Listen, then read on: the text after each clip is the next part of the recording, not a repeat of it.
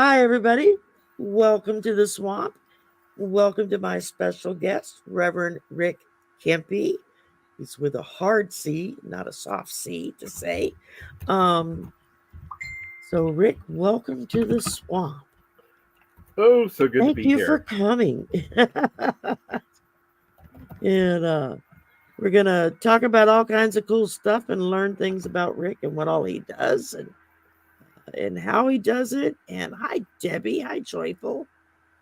And we got Enchanting Luna is back, and Sixes is here, and Mary, and Debbie, and Teacher Barbara, Maureen, Sylvia. Maureen, you're not sick of me already. You just sat through an hour with me for the other show. Christine and uh, Helena, the namesake for the hurricane, no relation.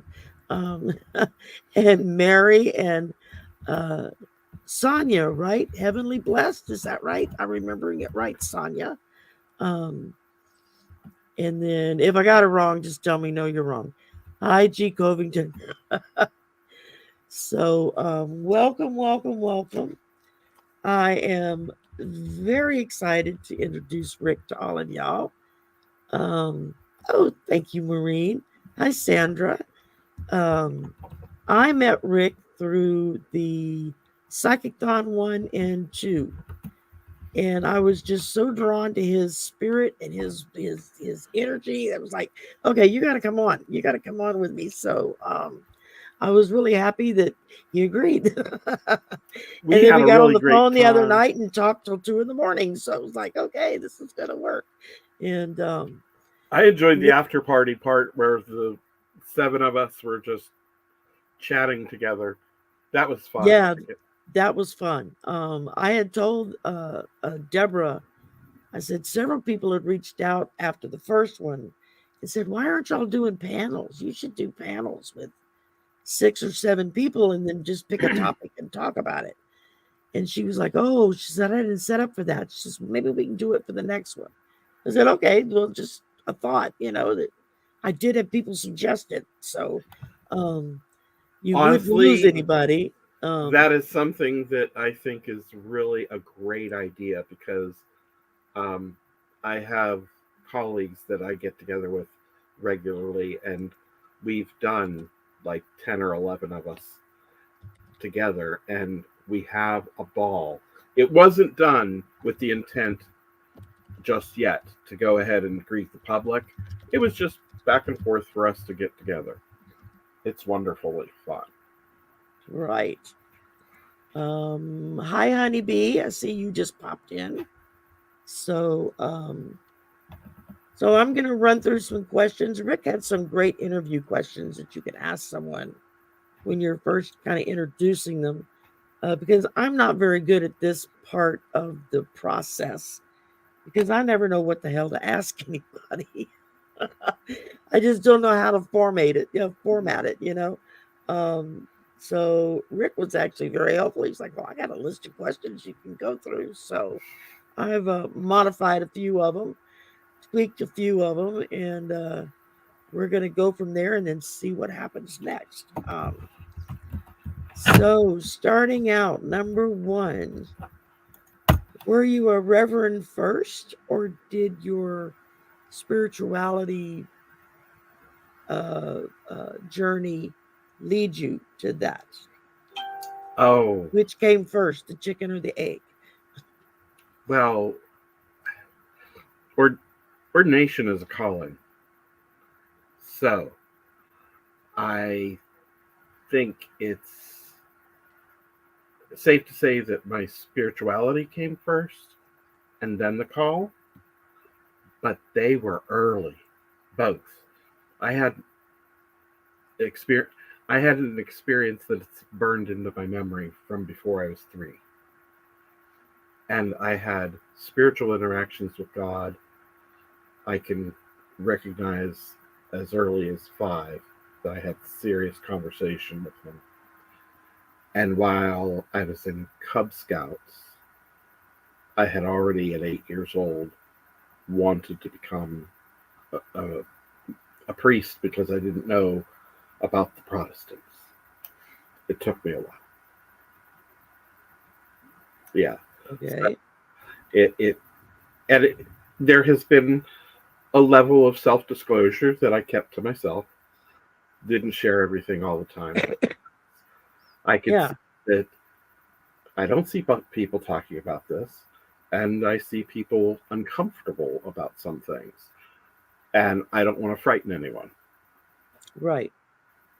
So No, that's understood. I mean, even as a psychic or a reader, you have a lot to of restraint needed.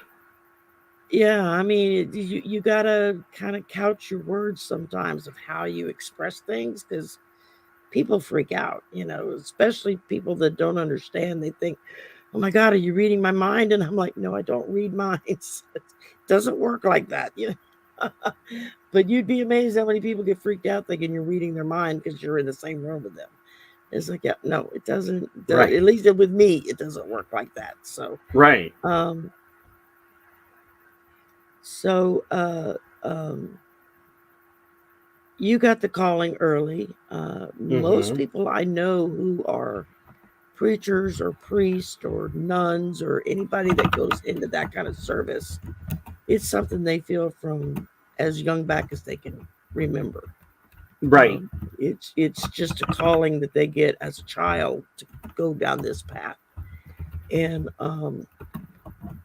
that takes a lot of, in my opinion, that takes a lot of fortitude and a lot of focus to know that that's what you want and that's where you're going. I guess I've always been so flighty, I can never make up my mind from one day to the next what I want to do. It just kind of gets all mixed in together, and it's okay, whatever happens, happens. It's kind of where I get to. Well, there's also the way of life part of it that right. It is. Yeah. And there are many different things you can do within a calling. I just knew that service was going to be important. Yeah, I know, I get that, because I know just doing this, when I first opened that door back up and said, okay, I'm not going to ignore y'all anymore. I know you're there. I've just been pretending you weren't. So let's do this. And then I had to kind of slam the door on them and go, wait, one at a time. Y'all can't all come out at once and too much. Right. So, and I literally had to have a talk to spirit and say, okay, I can go slow. I mean, I know it's been there for as far back as my first memory. I was 4. Talking to God is what I called it. Right. And it's like, I always knew they were there, and every now and again they would poke out of the closet and go, hello, you ready for us? And I'd be like, go back. You're not real. And, it just pretended that it wasn't happening. So yeah, I understand that. And then when I finally opened it back up, I had to do, it was very overwhelming in the beginning because it was just like they all rushed out, and I had to do some really serious self-reflection of, why am I doing this? Right. Why do I feel led to put my face on a camera in front of God knows how many people to express my thoughts or what I'm hearing or my belief system, and I had to do serious thinking about that and realized it's because I want to help people. If I just help one person, it's worth all the effort I put into it, because it's a lot of work running a channel. A lot of people that just watch don't realize all the background work that goes into producing a show. If I'd have known how much work was involved, I probably never would have done it, because I would have been like, I don't have time for that. Are you crazy? But I love every minute of it. I mean, I get charged up when I'm, it's exhausting. I'm exhausted at the end of the day when I'm doing shows or readings and stuff. But at the same time, I'm like super hyped. It's like I've been plugged into a direct line, a live wire, and so it's like I'm still buzzing when I get off, and it takes a while to kind of come back down from that. So I know part of what you do is you also do paranormal investigations. Yes. And was it a personal experience that led you down that path? Was it something else that happened, maybe from somebody that contacted you from a spiritual point of view of how to deal with this? What, like what led you down that particular path? I mean, we all watch ghost story shows and Sure. thinks that's how it works. It's like not really. Right, right. That's Well, a yeah. there were many things that I didn't understand when I was young, like how things are all going to work together. So, at the same time that I wanted to be a priest, I wanted to be a grandfather. Didn't understand how that would work. Um, the other thing that I wanted, that I knew, was that the unseen world would have a larger part of my life eventually. And it was a very strange time, very hard to find information. So there wasn't a lot of direct communication with people, even people that you were close to. Right. And for men, it really was awkward because it was viewed as part of intuition, and intuition was looked at as A feminine. female. Yeah. Yes. And that would concern, upset, bother, or somehow I had concerns that people would be creeped out. Okay. Right. Plus, there's a lot of fears that people have that tend to block their ability to hear you, even though they've known you. You know, you've Right. been there in important times. So that was all kept quiet. I went to college and discovered another guy who was psychic. Oh yeah. And That'll do it. I was like, "Oh, great, you know." Not the only one. When I knew I wasn't. Right. But there are also certain things that you recognize are spread far and wide. Yeah.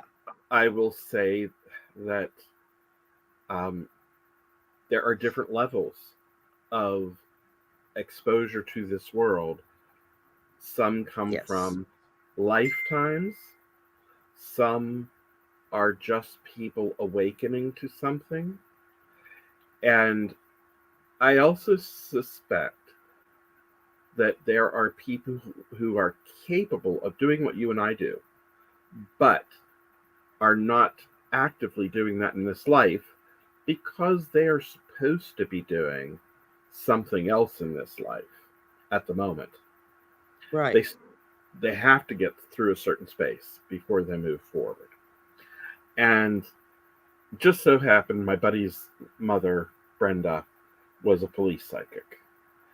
She got to know me enough, and when one of the officers had their family blowing up with activity, she was asked to come do an investigation. I'd already had a call to ministry, so I was going to be on point as far as doing the blessing and the cleansing. And that was in 1986. And in the course of one evening, like 8 hours or less, I had 6 major firsts in the metaphysical and paranormal world. Mind you, I didn't know that I was a medium yet because I was simply responding to spirits that had contacted me. And I felt I was just being respectful to the elders. and I was telepathically communicating. Didn't know it was mediumship. Didn't Right. I saw years earlier as an astrologer, oh, I could develop mediumship. I'm capable of being a medium, but I didn't know that's what I was doing because we had maybe one bookshelf in a B. Dalton or a Walden's bookstore, one bookcase, 4 or 5 shelves. That was all that we had, and it wasn't very good resources. They No. didn't talk about it. We didn't have the language to understand. Um, Seth Speaks was probably the only channeled information in the early days. Um, Okay. Edgar Casey was very remotely, I mean, it was available, but it was only certain circles that knew about Edgar Casey. Right. And um, I'd never even heard his name up until the 90s. right, When it got because of close how to difficult. 2000, and suddenly TV was doing all these shows on, Y2K and all of these prognostications that had been done that this is going to happen, and they've already predicted that this was going to happen, and look, it did. And and that was the first time I heard of Edgar Casey. I was like, wow. Right. I mean, And Nostradamus was probably the only person that a lot of people may have heard of. And there were some uh, things about that was that. another one I'd never heard of until the 90s, when suddenly all these TV shows were coming out, and it's like, Nostradamus, Edgar Casey. There was a couple of Native American people that were highlighted from the Okay. Hopi and from the Hopi tribe, and I think one from the Navajo tribe, that they did like documentary type Mm-hmm. shows on. And I think that's, now that I'm thinking about it, I think that's when I started entertaining the idea of, okay, I'm not crazy. Other people experience this too, than just Mm-hmm. my family, because after that point, it was just the women in our family, and nobody talked about it. It wasn't discussed. Who do you It ask questions? How do right. you find answers? Yeah. And I didn't know that there I didn't consciously know that there was anyone in my family when I was young. It took me quite a while to Yeah. uncover who was who because there was quite a bit of protection put about it because the people coming from the old country, as they would say, would keep a lid on that. Uh, on my ex-wife's side, there was stories of uh, one woman ushering clients out the back door while her husband was coming in the front door for lunch. That Yeah. was not uncommon. Um, Conversations with a relative of mine would frequently go from them talking to spirit to somebody walking in the room and who are you talking to? Nobody. I was just talking to myself. Yeah. You know. My grandmother would hold entire conversations with just herself. And I always thought she was just talking to herself and answer herself. It was years later when I realized, okay, she was actually having a conversation with somebody on the other side, and just, But it was none you of know, anybody else's business. right. I mean, because my mother did it, I do it, my aunts did it, Mm-hmm. it's like, Right. Right. and I was 9 when my mother first realized that I had the gift, as they called it. And Sure. she just kind of looked at me and went, "Oh, you got the gift too." It was almost Mm-hmm. said in an apologetic tone. That was it. Not another word, never discussed it. Like we were talking the other night, it was several years later before I even found out that she was also very psychic and didn't like the kind of abilities that she had. They freaked her out really bad, and she just Now, as she got older, she got more comfortable with it, I guess. Sure. But yeah, It does take time, though. always, yeah, it does. I mean, when I was 20, I would not have been able to have handled this. It would have Well, flipped me out. But yeah, and I know people that were not able to handle it in me. It yeah, frightened them. I let things right, out slowly, very slowly, even with the closest right. people. You know, the spirit always gave me an inner knowing. That's where the claircognizance came in handy. This is okay. This will freak someone out. This is okay. Don't say that. You know, Yeah. you can't. And that definitely comes from listening to your guides. I don't call them by name. Don't worry about them. Just know I'm getting the info. I asked one time uh, when I finally opened that door all the way up, what are their names? And several of them just looked at me and said, "You can't pronounce it, so don't worry about it." I was like, "Okay," but I had the experience of was a picture that when I lived in Arizona, I lived right next to one of the reservations. And I used to go buy my cigarettes on reservation because it was a lot cheaper. And so Mm-hmm. there was a little store about a mile and a half from where I lived. I mean, I lived like right next to the reservation. And I would just drive over there to go get cigarettes. And a lot of times other stuff. If I just, wanted to pick up a soda or a loaf of bread, I would just go to their store, Sure. because I was getting to know the guys that ran the place. Sure. And I'd gone in one time and one of them was like, "Oh, hey, come see, come see." And so I go off over towards the back where he was. He's like, "We got some calendars that we made and they're just for our special customers." And I was like, "Oh, well, how much are they?" He says, "No, no, it's a gift. We're giving them to you." He said, "And all the artwork, all the pictures is all from the local tribe. It's all native artwork." I was like, "Oh, that's awesome." So I took a calendar and I brought it home and showed it to my mother. And as we're flipping through looking at this beautiful artwork, there's one that looks like it was done watercolor. And when I saw the picture, the minute I laid eyes on it, I physically felt something grab me and say, "We're your guides." And I didn't know what that meant. I didn't know what the hell's a guide. I mean, I didn't say anything. I just suddenly I knew that picture was important. And I kind of flipped out about it. I wouldn't let anybody use the calendar for fear that picture would get messed up. And my mom knew how important it was to me.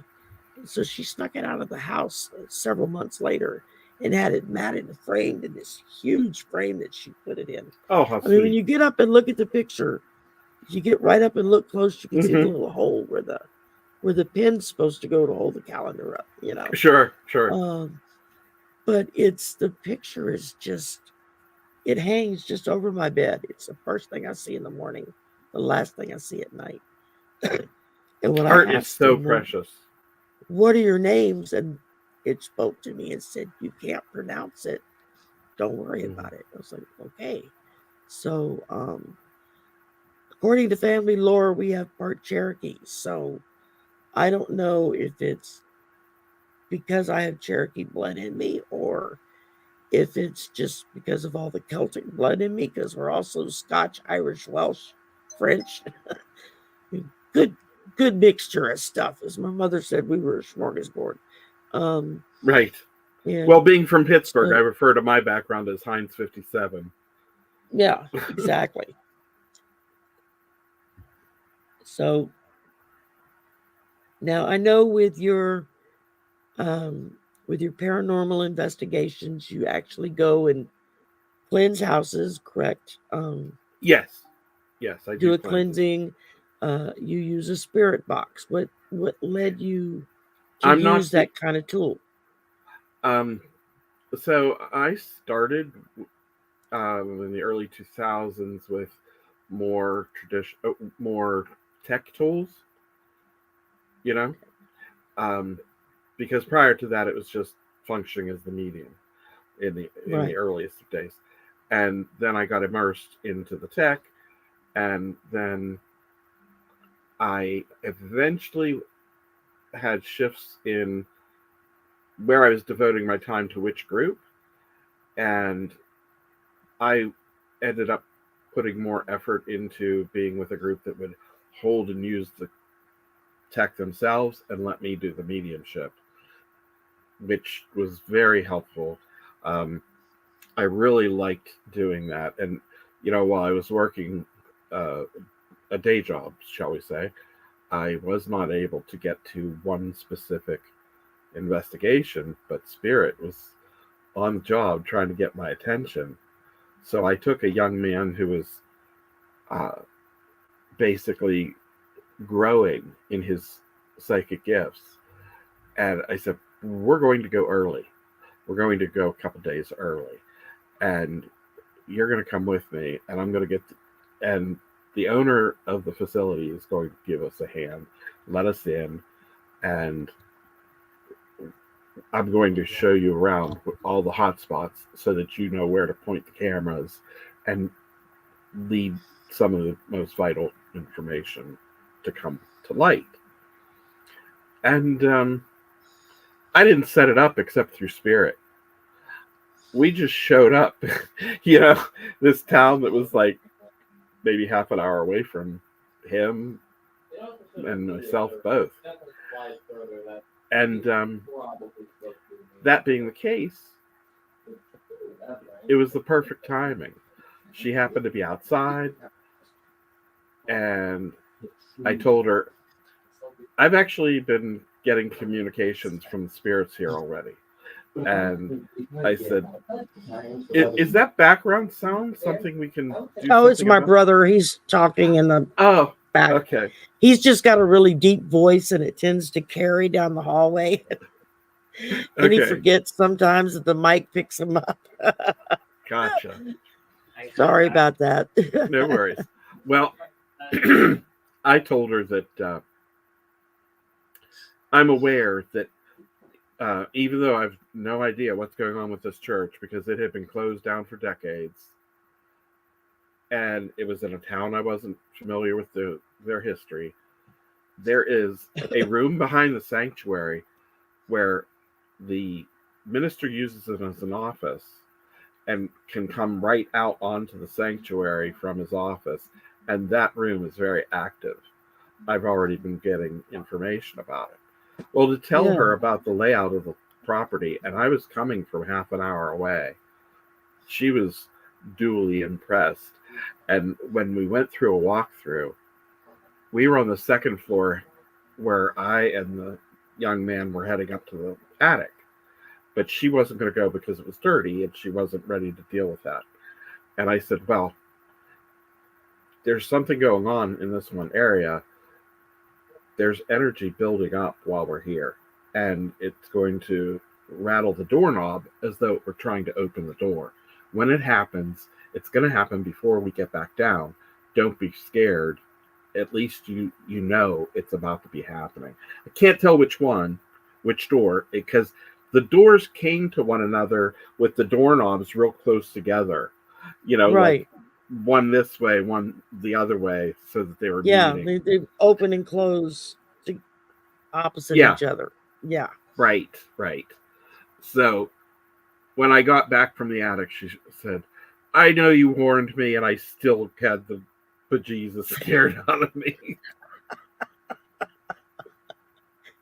It's just like all my life, every paranormal experience I've had, it's like I knew it was there. I knew they were there. I was aware of it, but it always scared me every time it would happen, just because I hadn't embraced that part of myself yet, and it was scary because I didn't know who to talk to about it.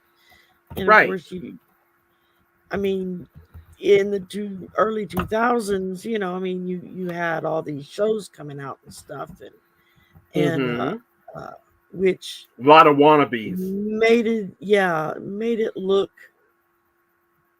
very analytical, like, oh, well, you're just following through the steps of doing da da da da da. And I would watch them, and I loved to watch them. I still do if I can catch one every now and again Mm-hmm. online. And but it's like, yeah, there's a lot more to it than that, Mm-hmm.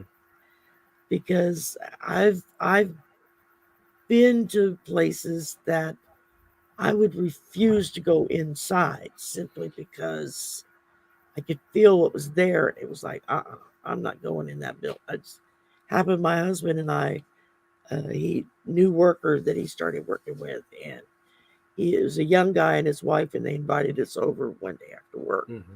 come have a drink, a couple beers, and visit and get to know each other. And when we pulled up in the driveway, it hit me like a building falling on my head. I was like, I was glued in the seat. I said, I can't go in. And my husband, who refused to believe in any of this at that stage, was like, what do you mean you refuse to go in? I said, no. I said, I can't go in that house. I'm sorry. I said, you're going to have to take me home. He says, I can't do that. They're going to be, I said, I'm just tell them I got sick in the car. Just, you got to take me home right now. I got to leave. And so he got mad as hell at me, but he took me home. And then a few days later, they came over to our house, because we offered in Mm-hmm. kind and with me apologizing for getting ill, Right, right. and while the guys were watching the football game and drinking a couple of beers, and the wife came back in the kitchen with me, and she said, "Did you feel it?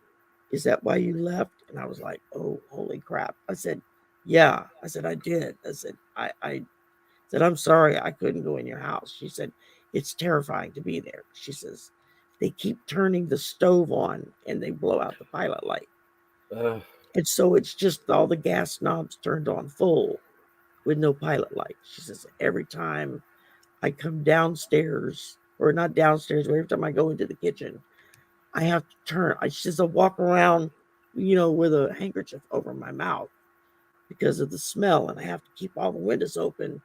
And the first thing I do is I go and I turn all the knobs off." She says, "I've even shut the gas off at the valve at the wall, and they but they will figure turn it out how back to on. unscrew that too. They will turn it back on," she told me. Right. And I was like, "Girl, you got to get out of that house." I said, "That's not a good place to be." And they did move, like, within the next few months. They moved somewhere else. But she was freaked out, and it freaked me out that the minute we were alone, that was the first question she asked me. "Did you feel it too?" And I was like, "Okay, how do you know I felt something?" Yeah, Did she tell because you I about? wasn't. Did she tell you about having been exposed to hauntings in her childhood? No, she never. We never got past just what was in that house, Okay. and I didn't have the knowledge or even the questions to know what to ask her. All I knew was I just felt it was evil. And I just told her that there's something evil in there. You got to get out of that house. I don't care what you have to do.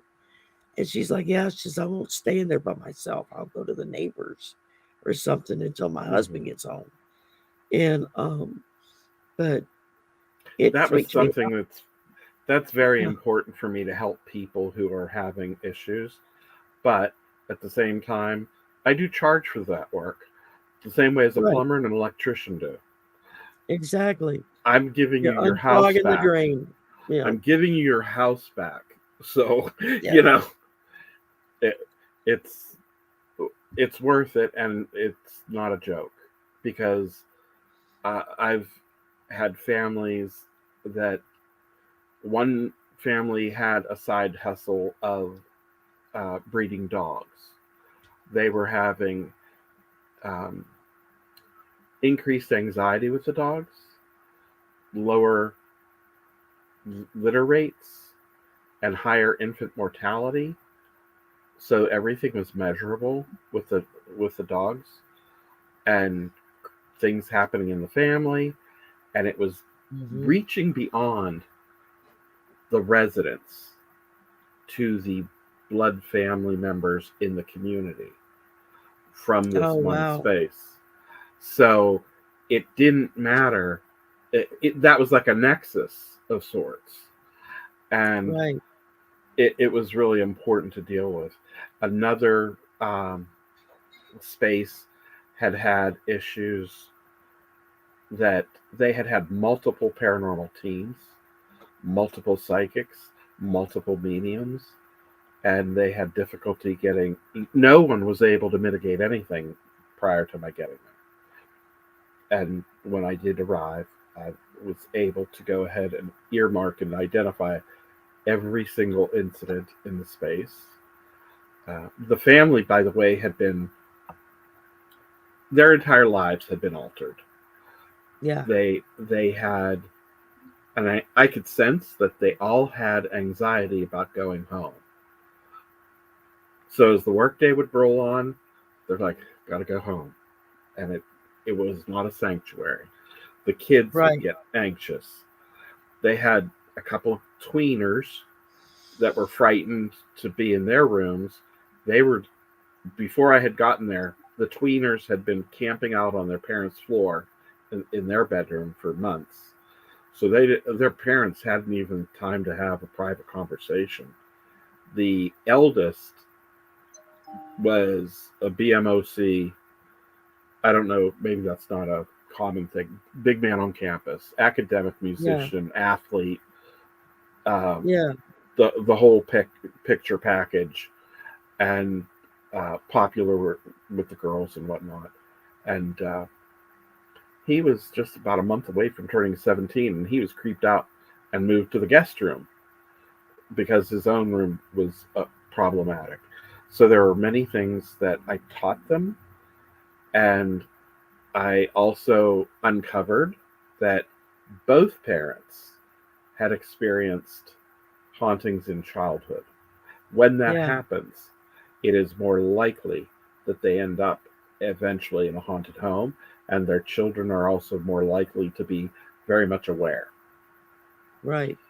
I know when I was 9, when my mother realized that I had the gift, we went to visit friends in Florida. We lived in Texas. We drove to Florida.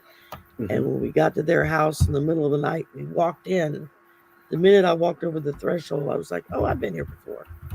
And everyone was like, "No, you've not been here." And I was, "Oh, yeah, I have." And I described every room in the house, where it was, whose room it was. And that's when my mother just looked at me and said, "Oh, you got the gift too." Okay. And then when I was around 12 or 13, we lived in this apartment that was bad haunted. And my brother and I shared a bedroom because he was still little, toddler age, and neither one of us would sleep in our room. I wouldn't go in there for anything, Mm-hmm. especially alone. Somebody had to come with me. We all slept in my mom's room with her, in bed with her. And I had one of those great big stuffed Lassie dogs. Mm-hmm. And we'd find that damn dog all over the place in the morning when we'd get up. One morning we woke up and the boxes in the top of the closet in the bathroom. Now I'm 12, my brother was 5, I think, something Mm-hmm. like that. Um, Neither one of us could have reached the boxes at the top of the closet in the bathroom. Mm-hmm. It Right. just wasn't possible. Those boxes had been taken out, stacked on top of each other at the foot of the bed, and the dog sitting on top of it, staring down at us, sleeping. Freaked my mother out. But I'll never forget, it was one day and I was home, and the the living room, dining room, kitchen was like one long rectangular room with just kind of a separation for each one, but you could see all the way through. Mm-hmm. And I'm sitting on the couch facing the whole room, and my mother's in the kitchen, and she turns around and goes to open the refrigerator to get something out of the refrigerator. And I literally heard her go, "Ugh," and her whole body caved in like something punched her in the chest. And she flew straight back and hit the back wall. And whatever was there did not like her, and it would punch her, it would scratch her, it would pinch her. She would wake up with scratches on her and bruises on her. But that time I was sitting there and I watched that thing just punch the crap out of her. Like it hit her right in the breastbone, and just boom. Mm-hmm. She flew straight back into the wall, and I was freaked out. We were gone from there within a couple of weeks. We didn't stay much longer after that. Yeah, that was really scary. Um, I mean, again, I was a kid. I didn't understand what was going on. I just Sure. knew there was something in the back bedroom, and I wasn't going back there. Mm-hmm. So, but it managed to trickle out into the rest of the apartment. Mm-hmm. Um, and then over the years, I mean, whenever uh, my husband and I would look for a place to live if we were moving, I would insist on having to go to the property first before we rented anything. Sure. It was like if I went and I got a feeling about it, it's like, nope, nope, not this one. We can't do this one. Let's go look Mm-hmm. at the next one. We're not moving here. And uh, and he would never admit that it was real. He would Mm-hmm. always, he would kind of get mad at me to stop saying that. Since he's passed, he's come to me and said, "Okay, I was wrong. You were right. Sorry about that." I'm like, yeah. At least you admit it now that you're on the other side, Right. Right. But I figure if that doesn't convince you, nothing will, right? Um, so I didn't want to just focus on the paranormal, but I know it was one of the things that you did, and I Well, and love I think people, too, there's a and I'm a lot of huge fan people. for paranormal stuff. I love that stuff, but I um, believe that our nation is raising the amount of incidents and focus on it because of the culture of bullying. mhm, When there is a difficulty with boundaries, hauntings end up being more difficult. It's yeah, important for residents to know how to hold their space. right. That's at Out the of root of a lot of problems. So, Oh yeah, it can tear a whole family apart. I mean, I've seen whole right, families get ripped apart because of something going on that there's no explanation for in our world as we see it, black and white. sure. You know, um, And spiritually, people have not been paying attention to lessons of good sense and how to recognize a dangerous person. And it's a risk factor. It's going to make your life more difficult later on. I had one family that had a 16-year-old who was uh, capable of getting messages and seeing spirits. And uh, when I realized what was going on, I told them, you know what, let's have your oldest take the youngest out of the room so that we can talk privately. And I said, you've got 2 years before she's 18. You have very little time left. You need to be working as a pet. And see, this is actually something that I've been very helpful with paranormal teams because you've got tech people, historians, interviewers, lead investigators. I'm the people person. I say yeah, things that people would have difficult time saying and getting away with. So I would tell them, you need to. I told this one family, you have very little opportunity to teach this girl how to hold her own space. If she yeah, can't learn to say no, she's not going to be able to um, put a stop to an abusive boss, a difficult coworker, a guy who she's interested in. She's yeah, needing these things now before she's out on her own. The yeah, time is not going to come back. You have to deal with it and learn. Teach her how to hold her own space. And if she can't do it with something that is doesn't even have a body, then it's going to be even harder with people that do. yeah, exactly. Because I'd rather face spirits than the evil that is in this world that is Yeah. embodied. My mother, when I hit my teens, my mother made damn sure I knew how to protect myself as far as being out and about with friends or on a date or anything. I mean, she the where we lived at the time when I was in high school, she helped start a rape crisis center there because the captain of the police department's wife was raped, Mm, carjacked, and raped, and so it like got the attention of the entire police department, and she was friends with a couple of the detectives that she knew, and she was like, we need to do something about it. And so they reached out to whatever organization it is that helps people set that up, and they set up, a crisis center. And then she and one of the detectives would go around to the schools to And do teach presentations. what do you do if you're walking down the street and someone comes up behind you and grabs you around the throat, or if you're walking and somebody passes you by and they just close at you, what do you do? How do you get out of that?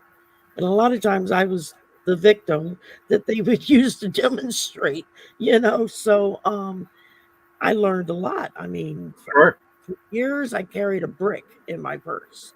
A friend of mine's mother gave me a brick, a solid brick. And she was like, just put it in your purse. So if somebody tries to grab you, just swing with all you got and you'll knock them out cold. I was like, okay, that's good to know. And I Easy walked around. plan. I walked around with a whistle on my keychain, blow the hell out of the whistle. One of the cops told me, go for the eyes. If somebody grabs you, just poke them in the eyes. It says it's gory and it's gross, but they're going to let go. And I'm like, okay. Absolutely. So, yeah, I mean, it's important to protect your children, but at the same time prepare them to protect themselves. And my kids were little, and I took them to an abandoned field so they could work on their diction to scream stranger. But it's different now. We don't know how it'll change either. Yeah, no, it's in so much is in flux around us energetically. I mean, we're changing, we're shifting. Society People are is starting changing. to ascend. You have all the light workers that are now down here on the planet. You have, all the indigo children and those that are going to help us to move upwards and forward. But if we don't get a grasp on how to protect ourselves from our own kind, how are we going to protect ourselves from whatever's out there? Sure. That decides to come visit, Some people believe in ET, some people don't. I'm like, I've not seen one yet, but I have no reason to not believe. But then again, I don't need to have one show up and knock on my front door to make me think, yeah, they're real. Sure. There's been enough stuff that's happened over the years saying, yeah, maybe so. But it's like, if we can't protect ourselves from each other, how are we going to protect ourselves from something on the other side that means us wrong? Or something from another galaxy that maybe means us harm? It's a matter of knowing and understanding your own strength, I think. Sure. And of taking back your space, taking back your power. Right. As a woman, that's not being my mother afraid. Always tried to teach me was how to take back my own power and keep my own power. Right. And never being afraid to use your power, to use your voice.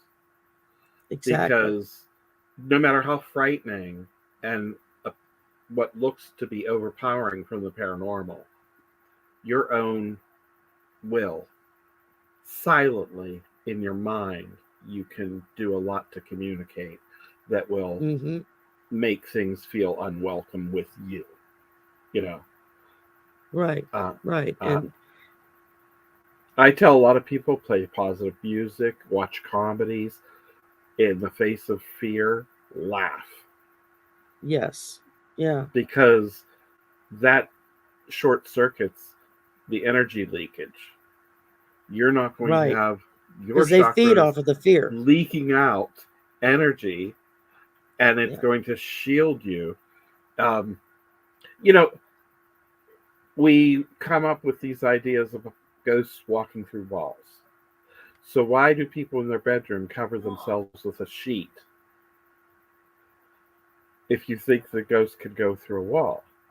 Well, my suspicion is we are choosing to pull our energy centers inward to put a barrier.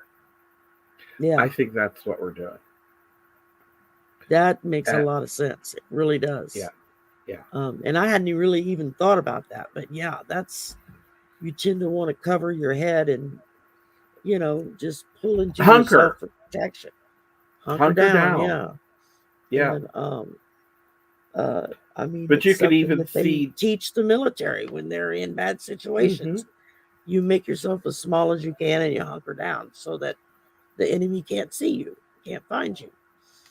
And, aura photos show different levels of... God help us, we're teaching our kids that today just to go to school. Sure. Because you never know when there's going to be an active shooter show up. So, now right. we're drills to our kindergartners of how to pull it in, hunker down, be quiet, hide where they can't find you. Sure. And it's like, it's an important lesson to learn, but not when you're 5, Yeah, it really puts in perspective the trauma that our parents had with having nuclear drills where they would have to get under the desks as though the desks would have protected them. Right. Now they have active shooter drills. Yeah, same thing. Yeah. Yeah. Same thing. Church violence has really done a lot that has created problems as well. We now have churches that have active shooter safety kits in them. Right. In a church. Right. And one is not enough. They have multiple, like half a dozen throughout the sanctuary. Yeah, because it's I mean, in the beginning, I think it was protecting yourself from those in the church that were supposed to be there to mentor and take care of you and mentor you and teach you and whatnot. And you started getting people that didn't need to be in that position because the things they did were not right. And I think that because it wasn't dealt with in the beginning, when it first started becoming known, kind of would get swept under the rug or ship this one off to the next parish or the next state over, things like that people quit trusting in authority figures, whether it's a police officer, a legislative person, a preacher, a priest. They quit trusting in those authorities because now, they're not out to protect me, they're out to protect themselves. It used to be so different. Yeah. Our parents' generation can talk about small town life where you knew the police officers' names and there were friendly connections all through town. You didn't lock the doors. You could, you could leave your windows open at night. And then in the last 20 years or so, we've had protocols shift for if you are worried that the police car that's chasing you may not actually be a police officer. Right. Yeah. Don't pull over if you're being flagged by a cop in a dark area. Drive to a public area where there are other people around. Now, some cops get really pissed off when you do that, but if you're a single woman or a single man in a car, that's for your own protection. Sure. Because who's to say that the person pulling you over is really a police officer? Because there's those that will impersonate them. Yeah, impersonate.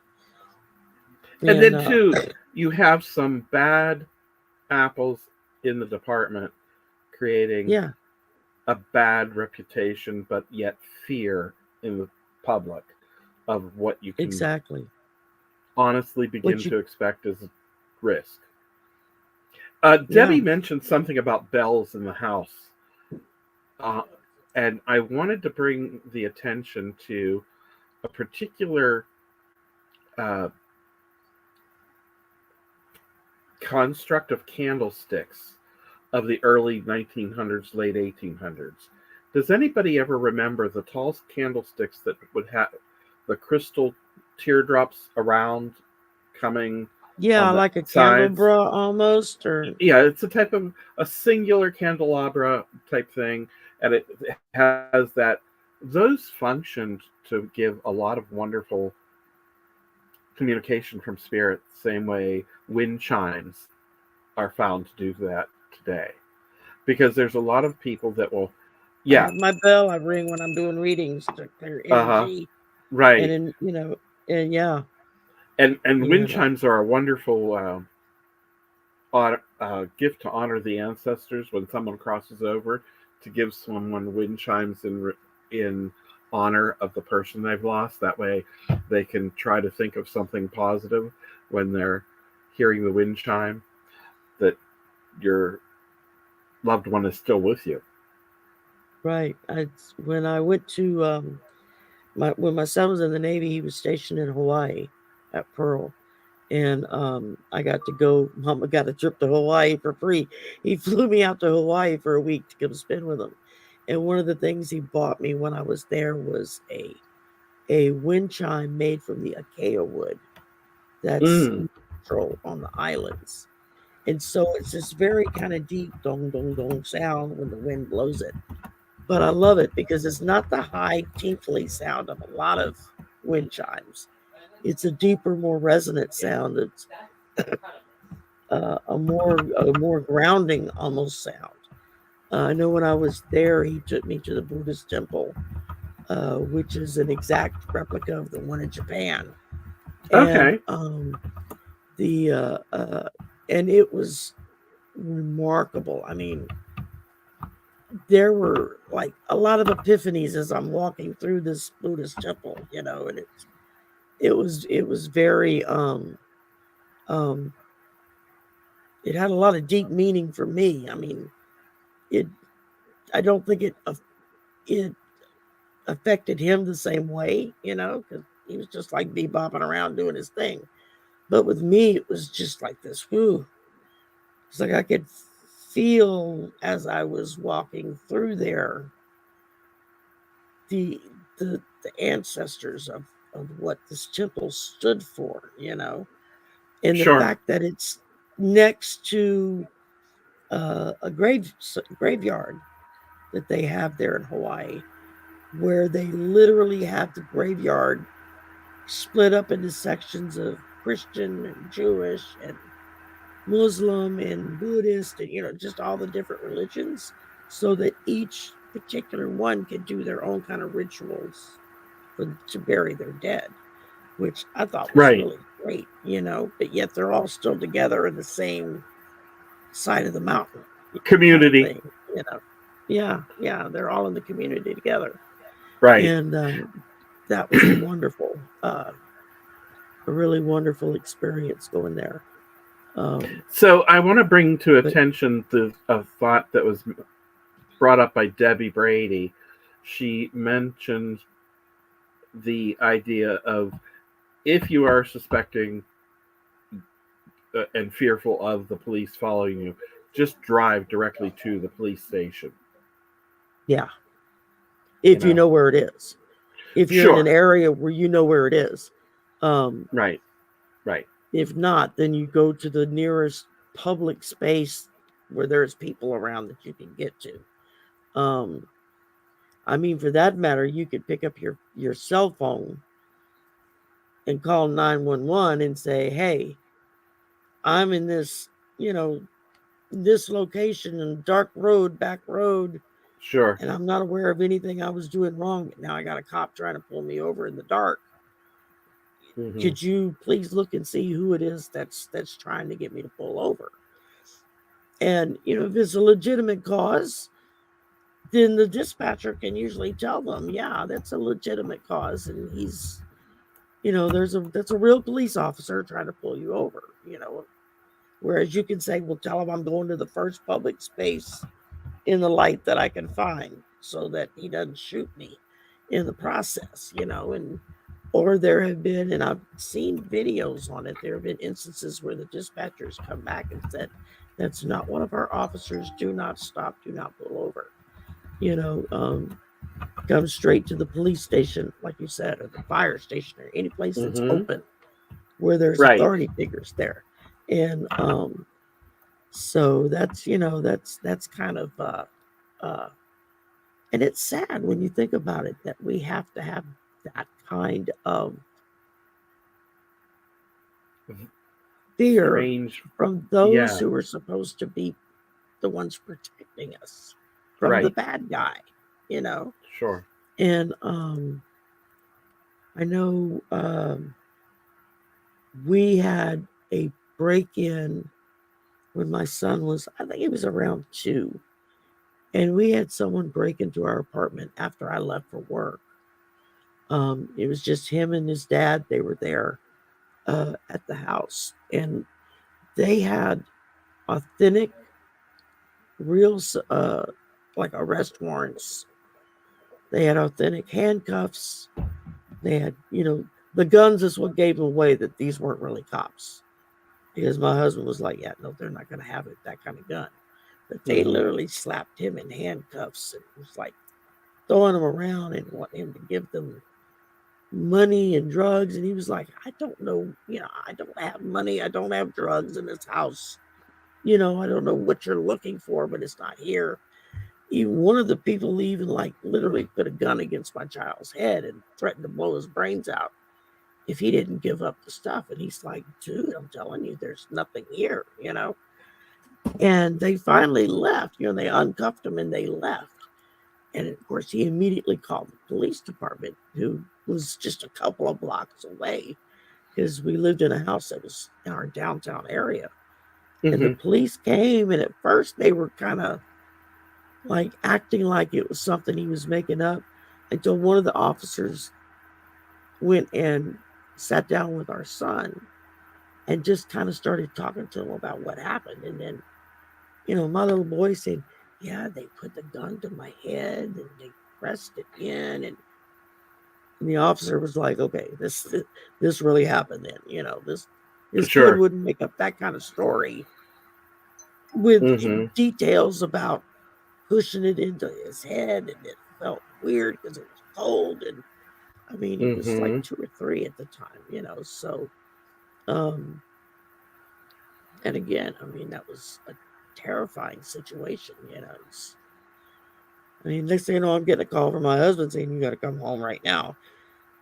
And I'm there, and the police is there, and I'm finding out what's going on. And all I could think of for the following month, every night when I would go to bed, and I would have nightmares about coming home to them being dead in the house all day with nobody knowing it. Because I would have been gone all day long, Right. So, and I normally don't remember my dreams, but nightmares help. Yeah. You can remember a nightmare. The only other time I've ever had really bad nightmares was right about the time my son got out of the Navy, and he was come and stayed with me for a little bit till he figured out what he wanted to do. And I was trying to stop smoking, and so the doctor was giving me some of these. It was a popular pill at the time. You could take the pill. It's supposed to help decrease the need to smoke, the need for the nicotine. And it was an I remember one had. I remember one of them. They even told you in the commercial could cause suicidal thoughts. It gave me not nightmares, night terrors. I mean, I would wake up screaming at the top of my lungs. And I think it was the second night I was there. I was like having this horrible dream. And I couldn't even tell you what the dream was. I had no memory of it. It was just terrifying. And it woke my son up. And so he came back into the bedroom to find out what was going on. And my cat that I had for probably about 10 years at that time, he said the cat was on the bed, like headbutting me, trying to wake me up and meowing at me. And, I appreciate where you're coming from, but we have been on this topic for a while. If we could go ahead and step away, it's actually triggering to the audience. I don't want to Oh, okay, continue yeah. on Yeah, that yeah, end. yeah. Yeah. Thank you so much, Sorry, Mary, for Mary. saying something. No, I'm glad you said something, Mary, because sometimes we get off on a tangent and don't realize that the audience is being triggered. So you don't say something we don't know. And I like everybody to be calm, you know. Yeah. So what kind of challenges have you faced on your spiritual journey as you followed your calling, became a minister from that perspective of just ministering to people? Oh my. So I would say some of the big ones have been people in the congregations not recognizing some of the challenges that we face and not knowing the obstacles that we're trying to bring forward and bring light to. I am not the minister at the church I'm a member of currently, but I'm still doing a lot of the work. And one of the things that I took up was working on the anti-racism issues of seeking to dismantle white supremacy. And that was something that was very challenging because we are full of wonderful people in our congregations, and they are not bigots, so they don't understand the place and the hold that white supremacy has in their own lives. They don't recognize how it has affected them, how it has affected their culture, and things we accept and tolerate. So that has been something that has required a lot of work to open people's eyes. If anybody ever gets the opportunity to see a YouTube video from a teacher who was basically changed her entire lesson plan the night her sister called her and said Dr. King had been murdered. We have to go ahead and change what we're going to do tomorrow with these third graders. Yeah. We have to deal early in the education of our children. And she created the blue-eyed, brown-eyed experiment. And it is worth... It's an excellent experiment. I heard it in a 39-second clip. It was just pulling the vital parts to it, and I used that in one of my presentations, and it really made a huge impact to make people think. And there's a lot of things people think they hear from people who are marginalized. They suspect that they know these people, but I've tried to explain to people what makes you really think that when the job they're working pays for their bread and butter, puts food on the table, a home, and a car to keep on the road, they are going to put at risk by letting you know exactly how they feel. Yeah. That's not reality. You don't know them as much as you think you do. You know, it's not like you're going and sharing a barbecue and you're... And that's something that's part of what I think we've lost and why we don't know those things. Right. Because we don't have the community get-togethers that we did like when I was a kid. It was nothing for somebody, a block party kind of thing, you know. Right. Somebody would fire up the barbecue pit and everybody'd bring something, throw in the pit, and all the kids would be playing.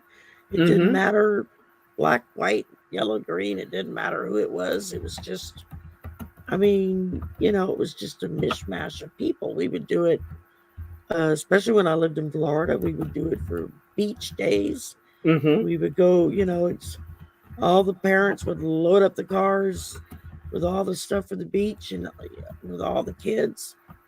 And I mean, we had black kids, white kids, a Filipino kid, um, another kid from, I don't remember now what country it was from, but and they were all, because we were living next to an Air Force base. So we had all these mixtures together, and we'd go to the beach and we would all set up together and all hang out together. And and it was a way to get to know your neighbors and the Sure. people around you. And sharing food is very helpful. Yeah. Having different people cooking to be relaxed and sharing their personality as they cook Mm-hmm. is very real. It gives you an idea as to who somebody is and how they function. But there's a Yeah. lot more to understanding difference than just what white supremacy has taught people. It, you know? Right. And it, as is true in nature, I mean, one bad apple can spoil the whole barrel. Mm-hmm. With people that are like, I don't understand what happened. Right. And unfortunately, instead of reaching, from my layman's terms of looking from the outside looking in, um, instead of reaching out to let people understand why something was happening and this is not acceptable in our congregation, in our school, in our neighborhood, in our business, wherever it's at, everybody pulls in and keeps it to themselves. Um, Oh, Debbie mentioned the LGBTQ community as well. That's another yeah, one that, um, and I that's think, easy to target. That's yeah, it's like they're no different than you and me. exactly. Um, And they're I not had a trying to cousin. they're not trying to change anyone. They're celebrating everyone's uniqueness. Yeah. It's all about Um, honoring your own identity, and that does yeah. not suggest that anybody is going to be forced into something. Well, and that's the logic I used with a cousin who was fussing about when they finally made it legal for LGBTQ to marry, Mm-hmm. their partners legally and be on the up and up about it. And I was like, well, did someone knock on your door and tell you you had to divorce your wife and marry the Mm-hmm. guy next door? Well, no, of course not. I said, then why does it matter? I Right. said, it's not you. Nobody's forcing you to go into a relationship that you would not be comfortable with. I said, that's silly.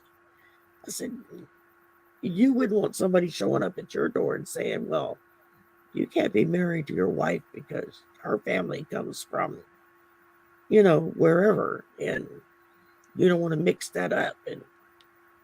Or, you don't want to, you can choose from your own clan, so to speak. It's like, that's silly. And it's just a matter of getting people to realize that it's not anybody being forced to do something they don't want to do. It's just allowing and celebrating people to do what they want to do, what they feel led to do, what that feels right for them to do.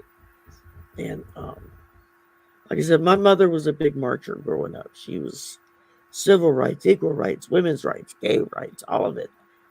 And I went right along with her.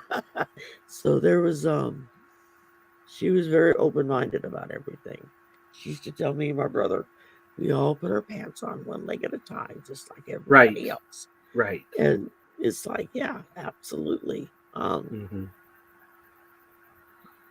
What So um yeah, let's hit go, another go question. ahead. I was Well, just I was gonna,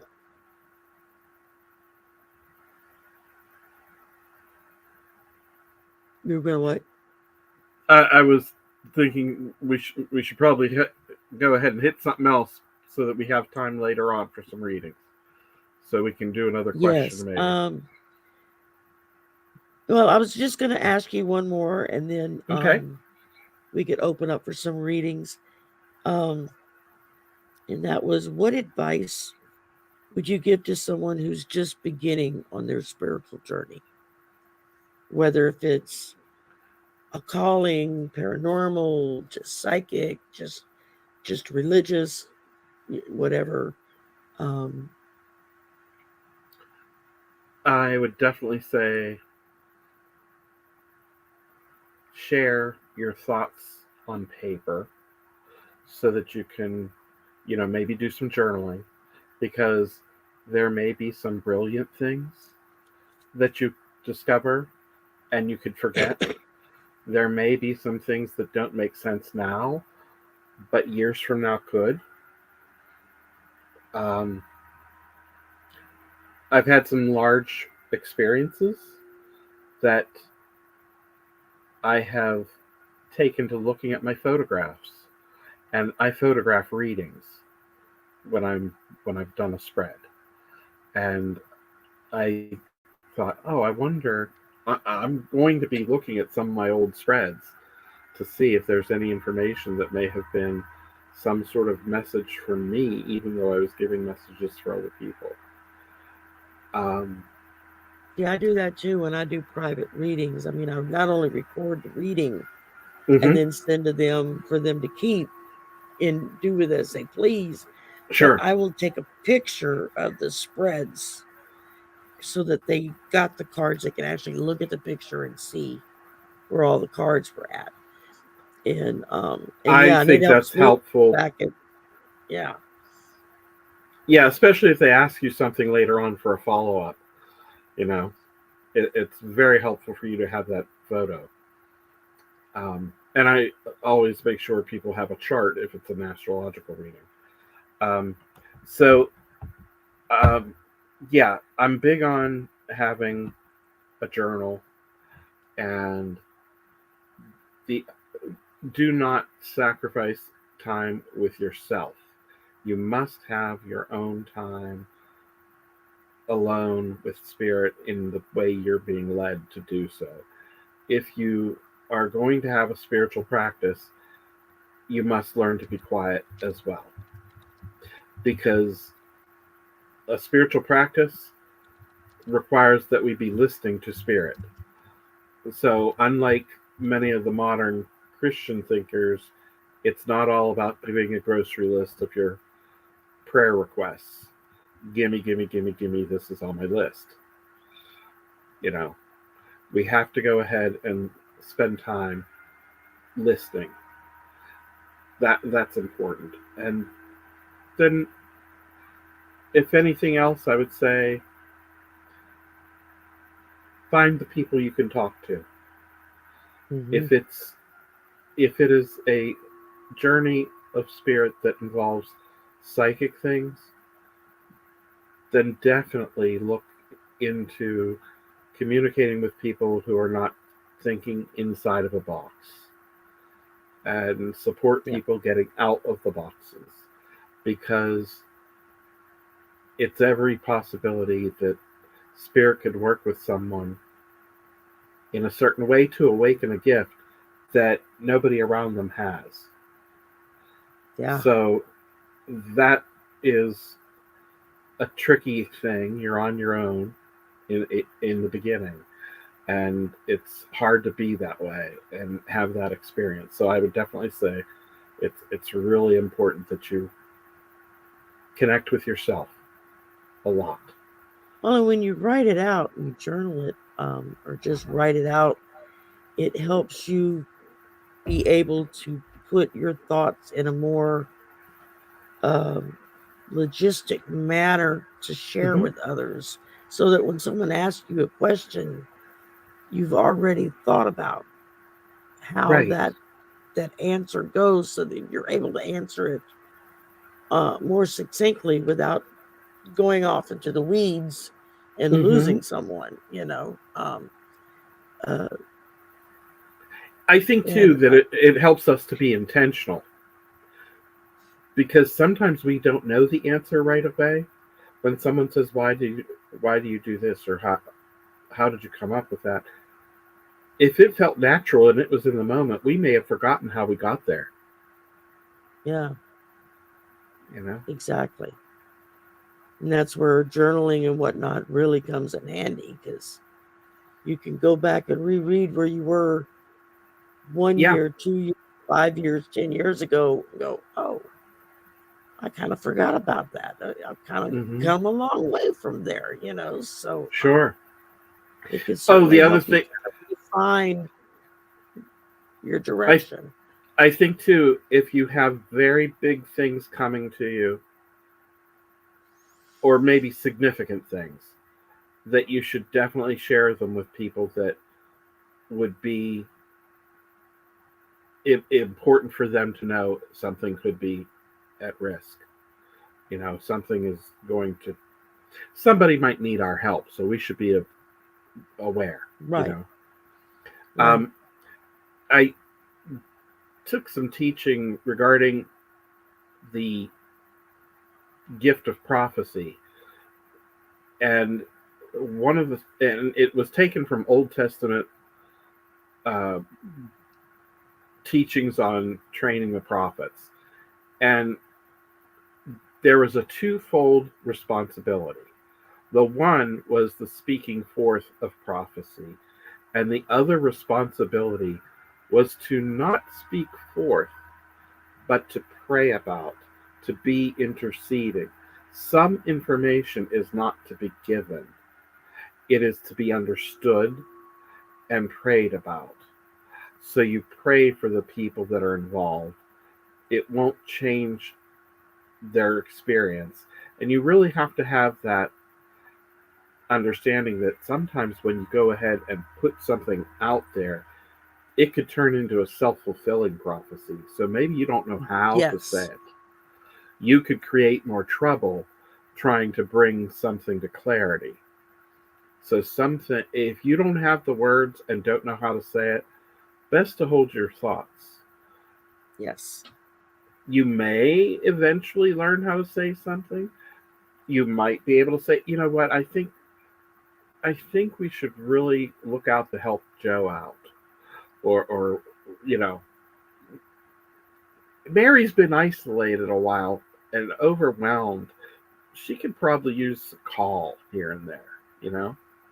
yeah. Just find ways to be kind. And you don't always have to go ahead and say what it is Spirit is guiding you to. Oh, exactly. I mean, and sometimes something as simple as just a smile and a good morning Mm-hmm. or how are you or have a great day type of thing can be a difference of fortitude that you don't even know someone else needs to hear in that moment. You I've just follow through actually on.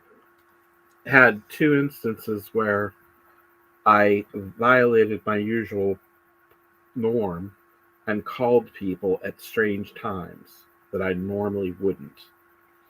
And I had conversations based on what Spirit was guiding me towards. And months later, I found that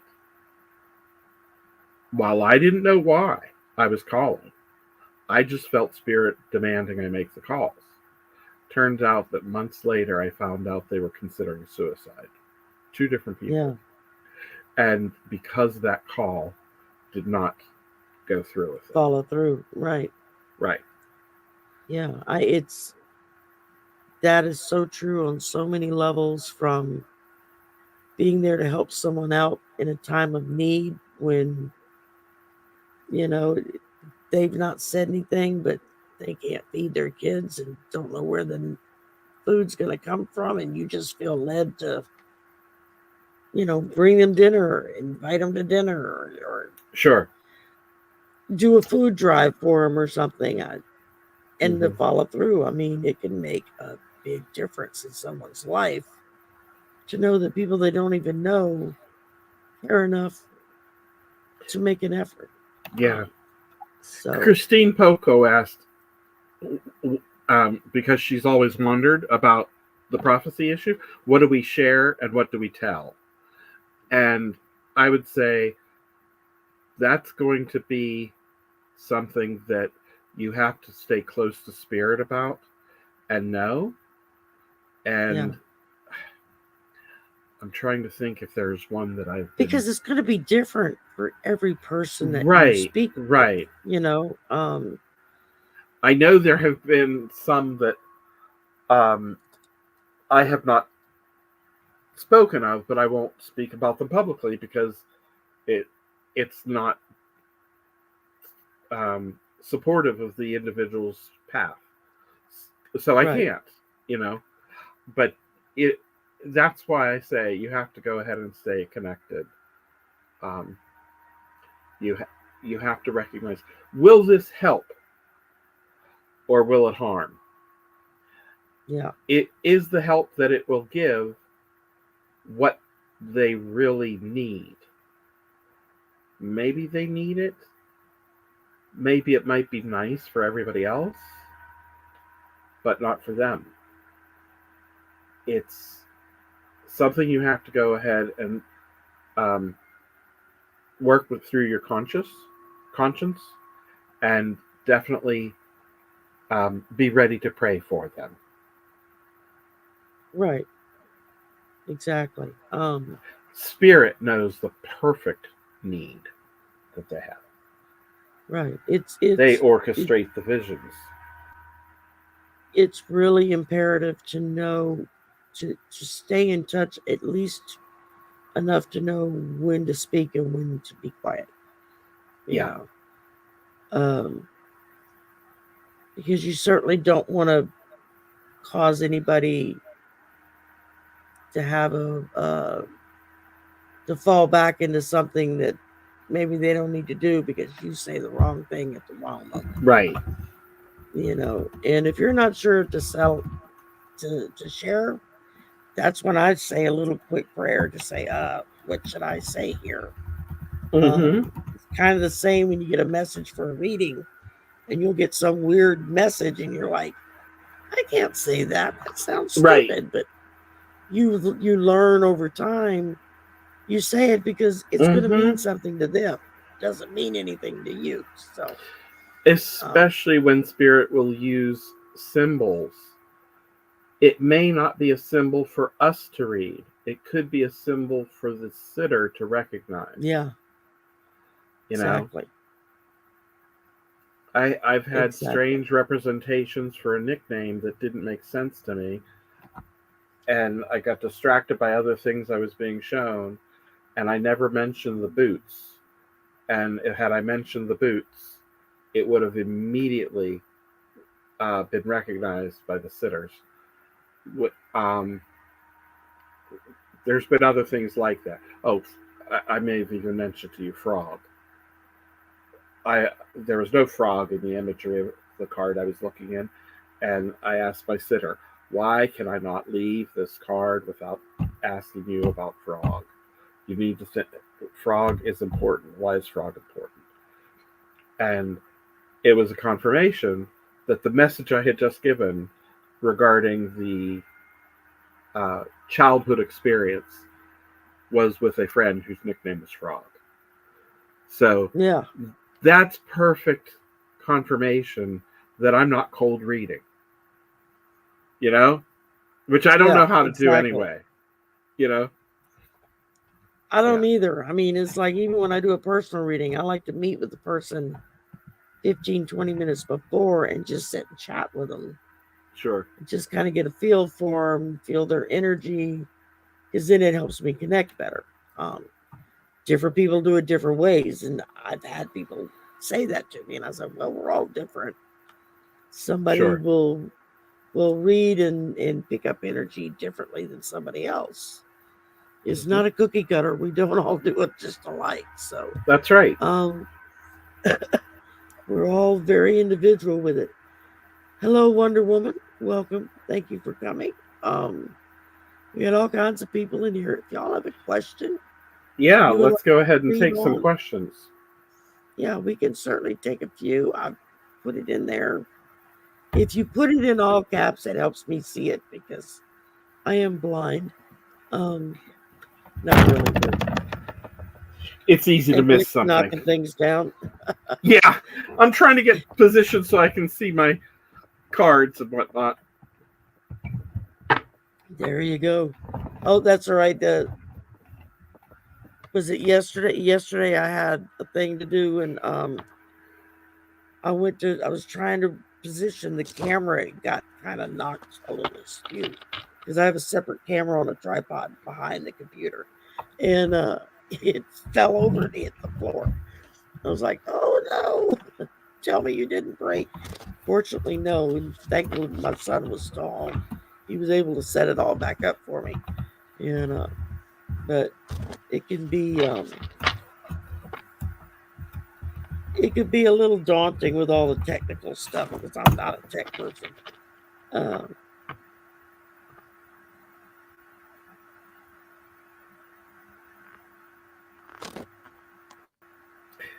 yeah, Debbie, it's stuff Yeah, like that where you're told to say something and you're like, what? That doesn't make sense. But you say it and they're like, oh, how did you know that? I mean, I've done it myself when I've had people read for me and something will come out and they'll be like, this doesn't make any sense, but and they'll say it and I'm hearing it and I'm like, oh yeah, that's my husband, or oh that was my mom. Exactly like she would have said. Um,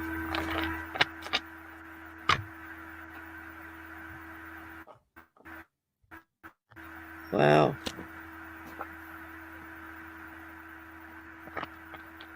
Pets are very powerful as messengers, yes. Um, they they will excuse me 1 minute.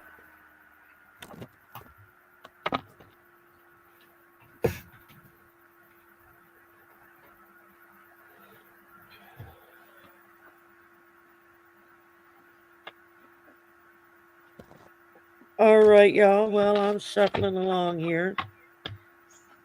Actually, because it's Halloween season, I'm using my deck somebody sent me for my birthday, the Santa Muerte deck.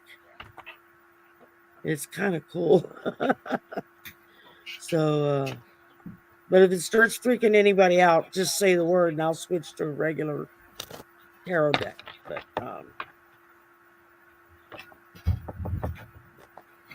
how long do we usually do what for?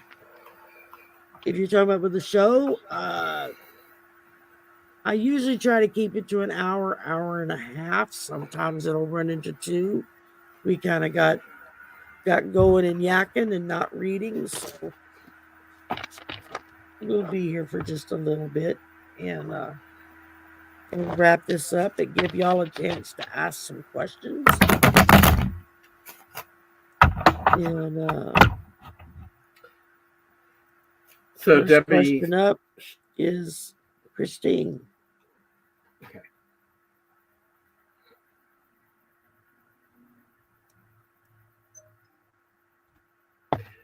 There's definitely the ability to connect with spirits at a cemetery. There are a lot of energies there, and some are less than others. Some are more, and some are definitely different, with different times of the year, different times of the day. Just before dawn and just at dusk are very helpful. Those are good times to connect. Anniversaries are helpful. Your people that are namesakes of the departed can be more connected. There are a lot of things that make investigations more successful. Yes. I know I like going to graveyards, to cemeteries. I like to walk through and read the headstones, especially with the older cemeteries, because there was so much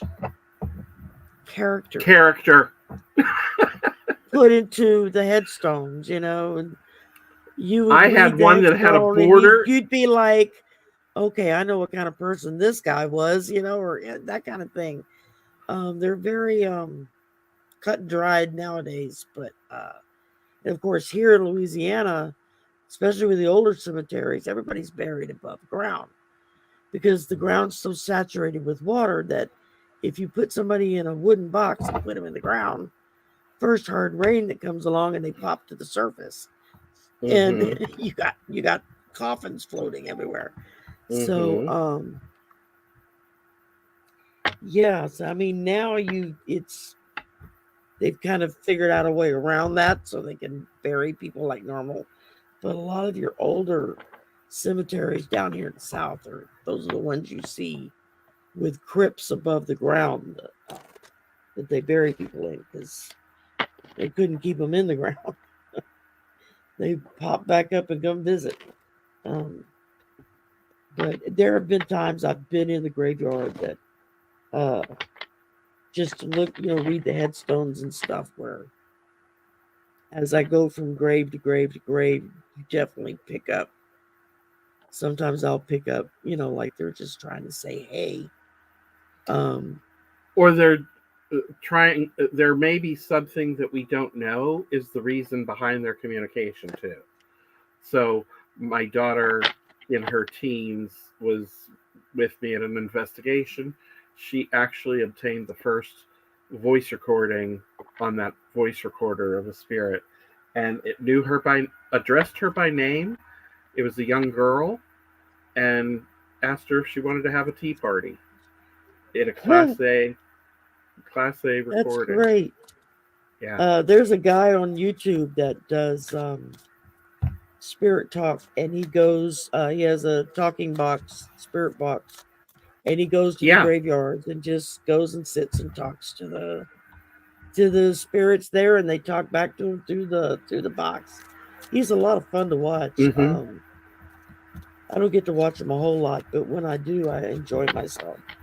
So I think it just depends on if the spirits there in a talkative mood. I mean, I've been to some cemeteries and walked through and there wasn't not a peep, and others I can go back a week later and it's like everybody's chattering. So go figure.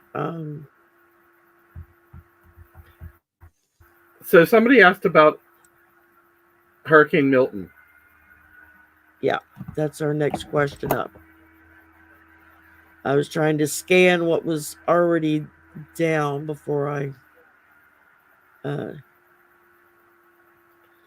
that is, I have never tried to read about a storm, but then the idea of giving hope seems to be interesting. I'm going to check with the Sacred Traveler to see if I find anything there. Yeah, I may not have actually picked the right deck for this, but we'll see what happens. Staying focused, hold the course. So the preparations that have already been coming through.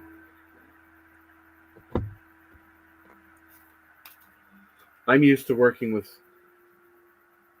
some sort of human energy.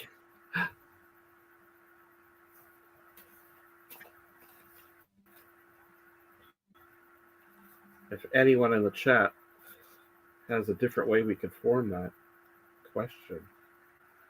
Yeah, I'm trying to figure out how to put the question. You're welcome, Christine. Because I pulled some cards and I'm like, okay, that doesn't really make a lot of sense, but grace and gratitude. Through gratitude, joy expands. I think this is speaking to how we really need to come together and help one another through issues, and that's something we saw through Helene in North Carolina. There were a lot of people pulling together and helping each other. Yeah.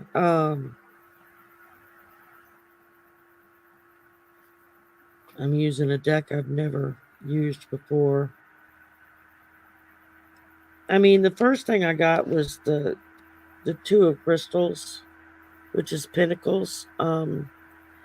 So I guess the hurricane has to decide which way it's going to go. And that's all built on wind patterns and weather, what's going on, the warmth of the water, the warmth of the air, if you have cool air coming down. Um, First two big hurricanes that have really kind of hit the ocean, hit the Gulf so far this year, both hit right about the time we had a cold front coming down from the northwest. And so it's kind of pushed it away from the Texas Louisiana coastline and has pushed both of these storms into Florida, which is terrible because Florida gets hit all the time. Um, Maybe outcomes from the storms. Okay, that would actually make better sense to ask. Um,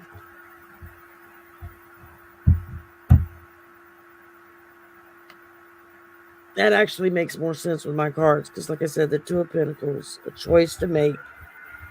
This is going to be people. Do I stay or do I go?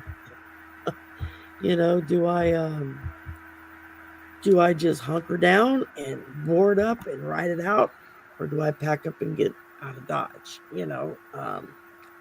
And I that think would even in that depend. case, you have to be keeping your energies in balance the way the juggler does, and be ready to know: do you take the left or the right path? You know, Yeah, do you take this route or do you take that route? Stay close to spirit. yeah.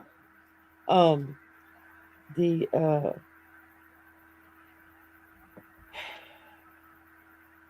I think that matches up with what I got on my second card, which was the Three of Pentacles, the Three of Crystals. So again, you're looking at teaming up there, cooperation with one another. Um, do we pack up the car and haul the kids and the animals further north or in the opposite direction, depending on where you're located at?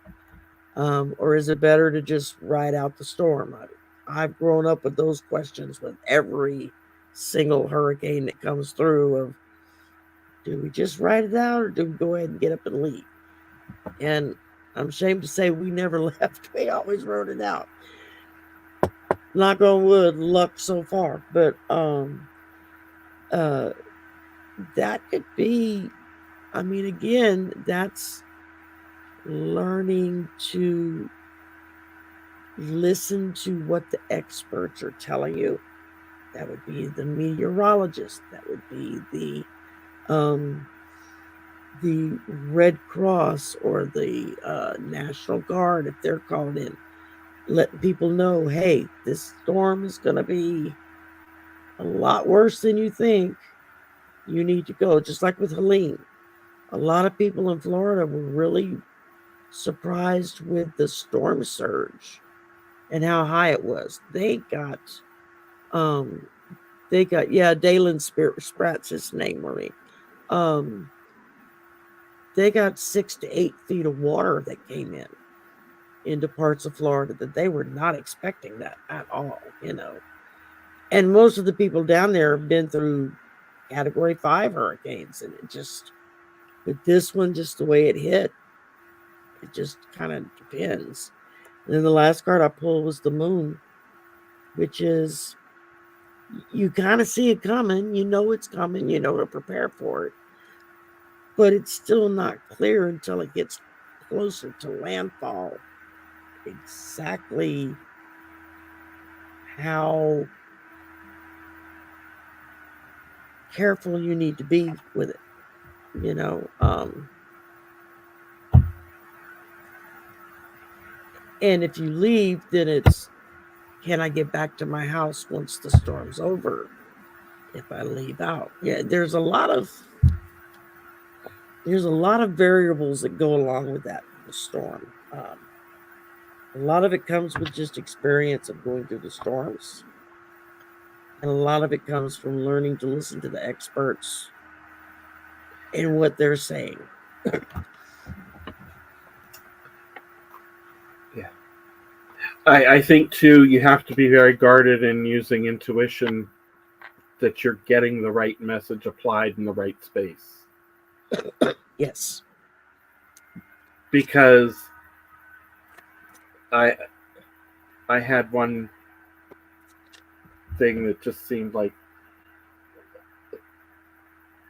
it felt like there would be too much that you need to go ahead and figure out what does that mean, and I think we're going to have to simply do as you suggest, start with what people know, and then make your attempts to follow good sense and spirit. Use both tools. Yeah, exactly. I mean, those experts are here for a reason. That's to keep us safe. Right. Let's see. Next up, we had Maureen, who is worried about losing her Social Security disability. And further down in the chat, she put that she was she had received a thing from Social Security wanting to fill out questionnaires about, if she worked, if she did this, if she did that.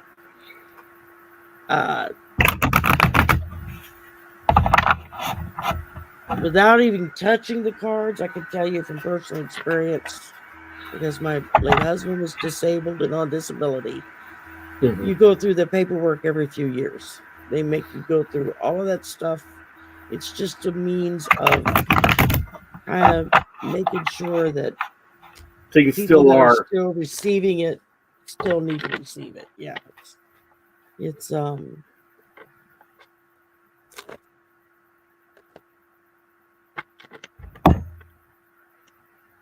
just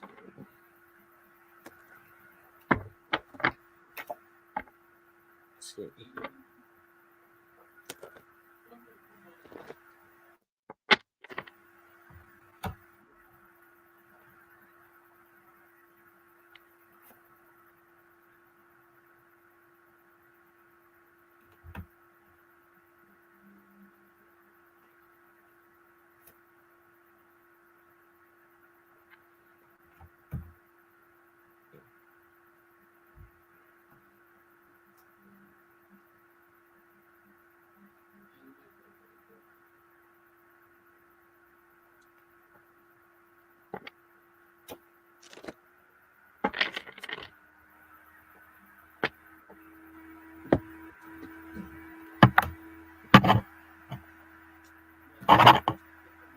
So Diamond asked a question, and I'm getting prepared for that one. Okay, well, I'll answer Marine's because I drew for that one. Yeah. And then you can prep for Diamonds. That'll work.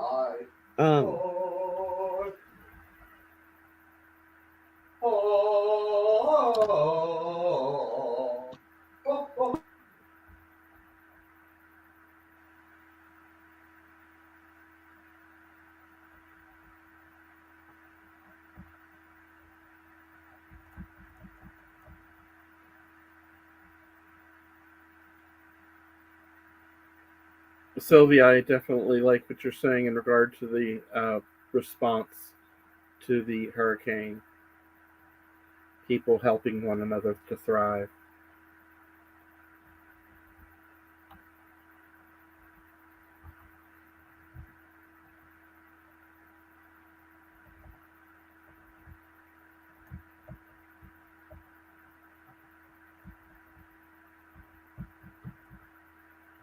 Sherry, are you muted? Perhaps? Okay. Intentionally so.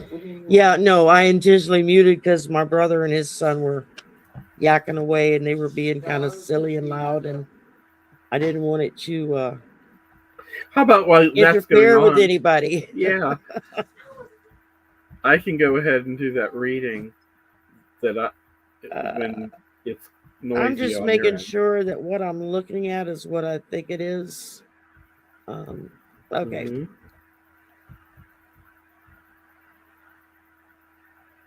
Since this is a new deck and I'm not real sure Mm-hmm. what I'm looking at here, I just want to make sure I'm getting the right vibe off of it.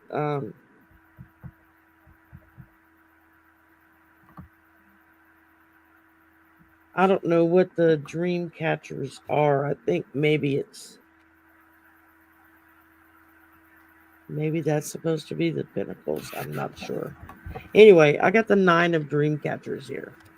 And Could basically that with be this, it's air? just The that's air what I'm quality? wondering. So maybe like a sword. Maybe swords. Yeah. Because it's talking about financial success is well deserved, but money doesn't fall from the sky. You have to work for it.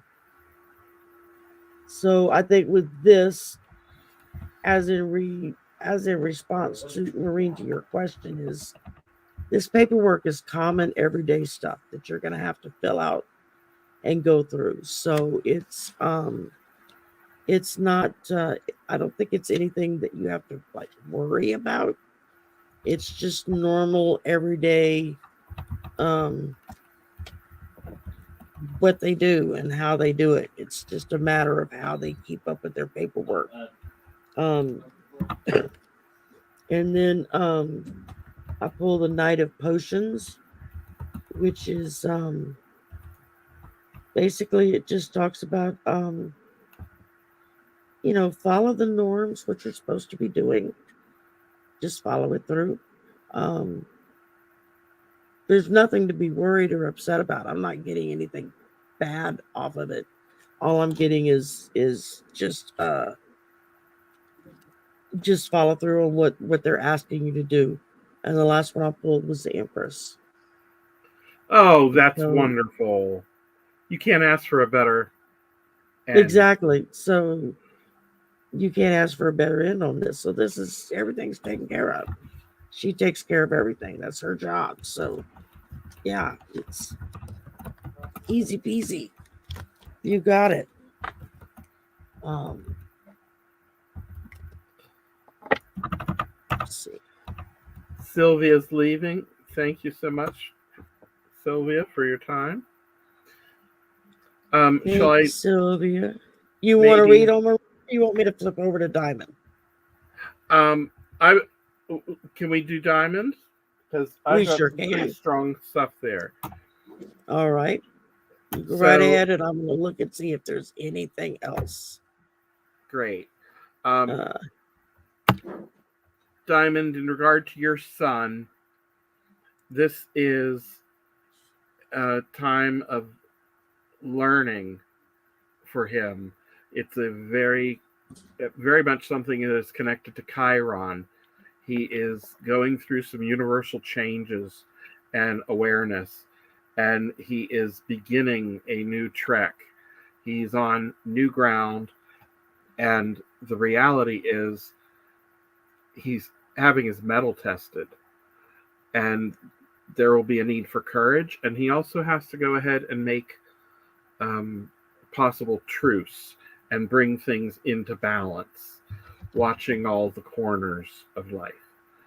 If that is helpful, I hope you can follow where I'm coming from with that. Chiron is the wounded healer. He's being a little triggered. That's going to create an issue with his energy. So it's probably very important that he simply remain in a space of faith.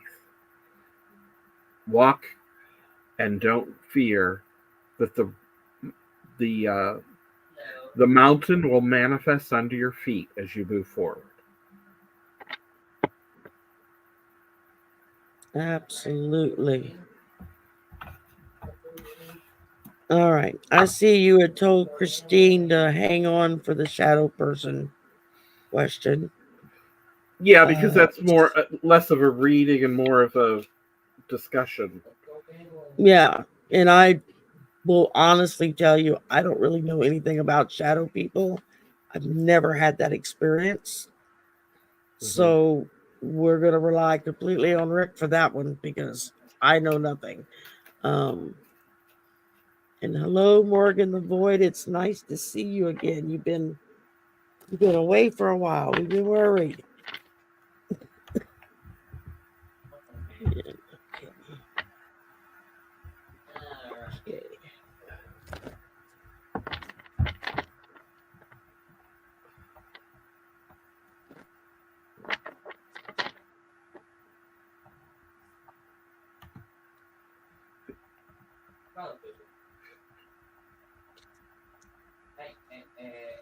Which reading are we on?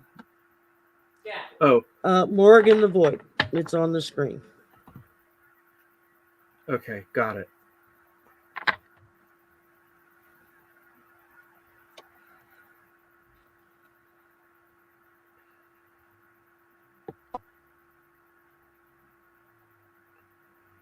Morgan, go ahead. Go ahead.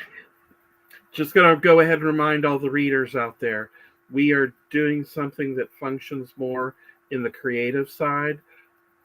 My advice to everyone, do have someone in your life who has a business mind to guide you in the other side of the brain and business practices, because that is always important. That's not your reading, that's just what I'm going to say from life experience. Here you go. Debbie, my GoFundMe link's up there.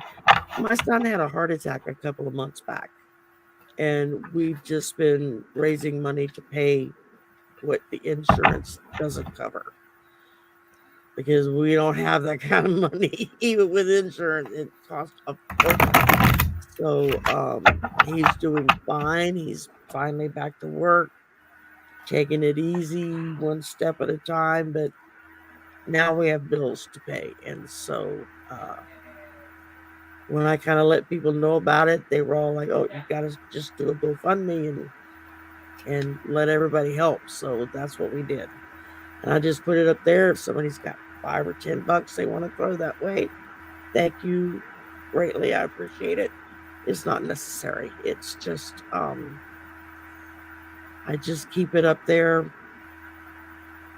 for folks. Sometimes they'll come back and throw in another $5 a month later or something. If they see it's still up and running, and every little bit helps. So, and he's my baby. He's my one and only. And he scared the bejesus out of me when he had his heart attack. I was like, "You're only 40 years old. You're not supposed to be having a heart attack." And but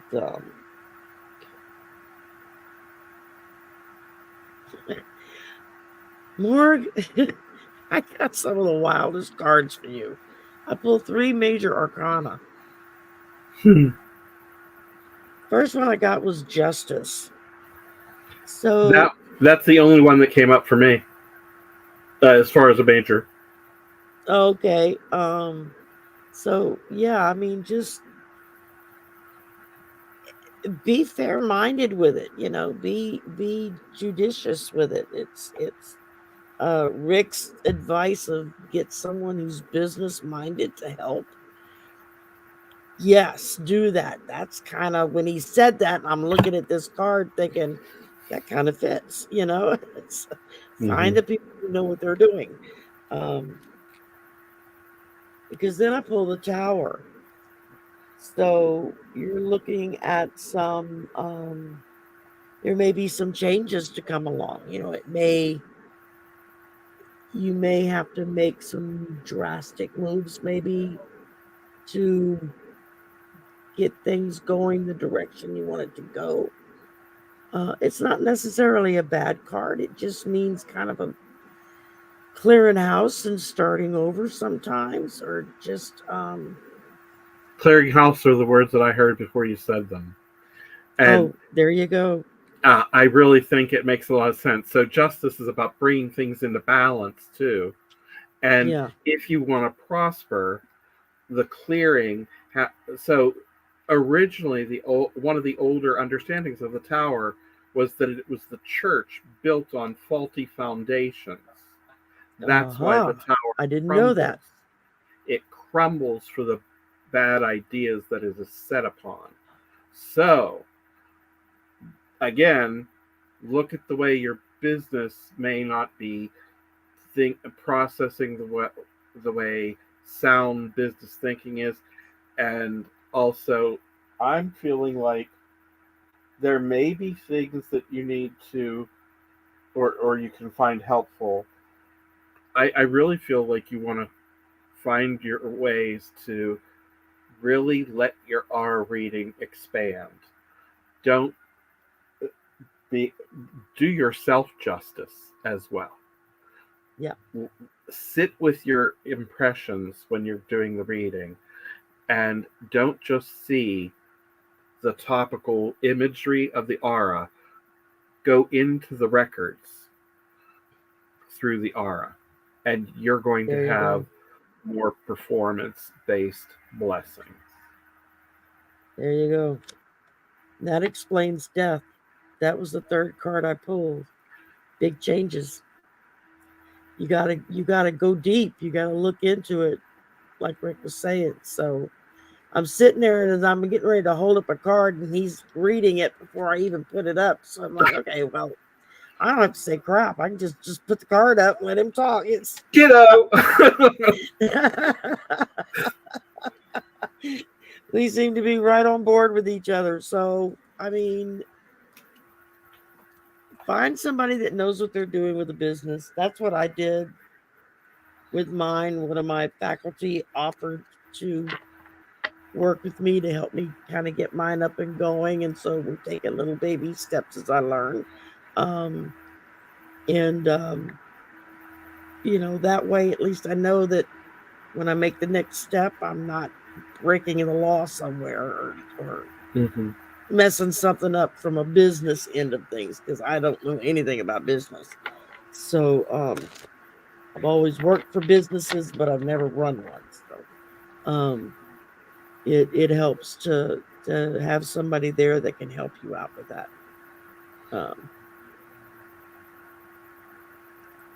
And you got anything else to add to that, my dear? Yeah. Interestingly enough, I can't help but wonder, are you possibly in the flood zone?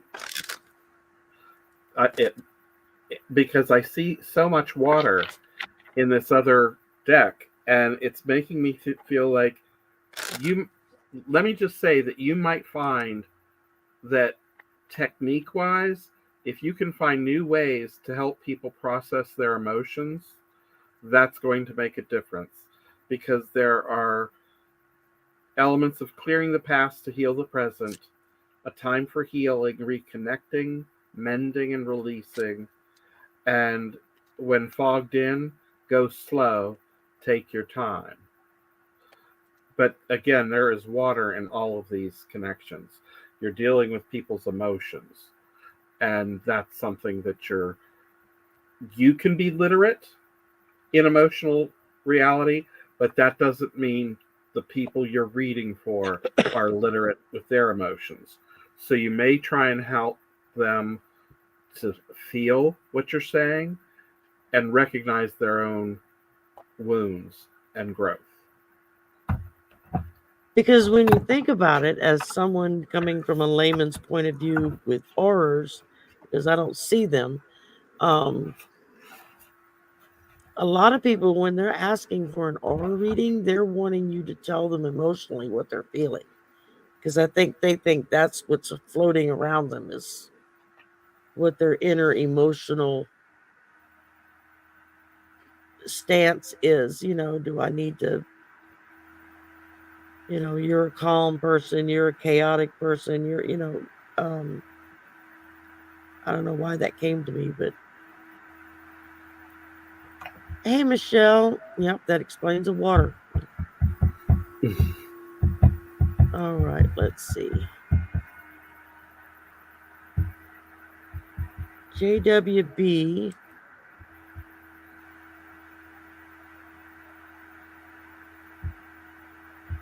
Well, let's hope so, because I'm waiting for the same thing. You're welcome, Morg. Let's see.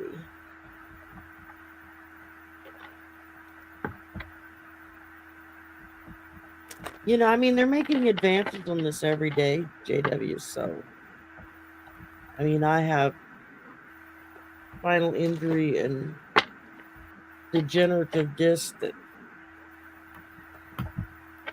that I deal with daily, and yeah, it's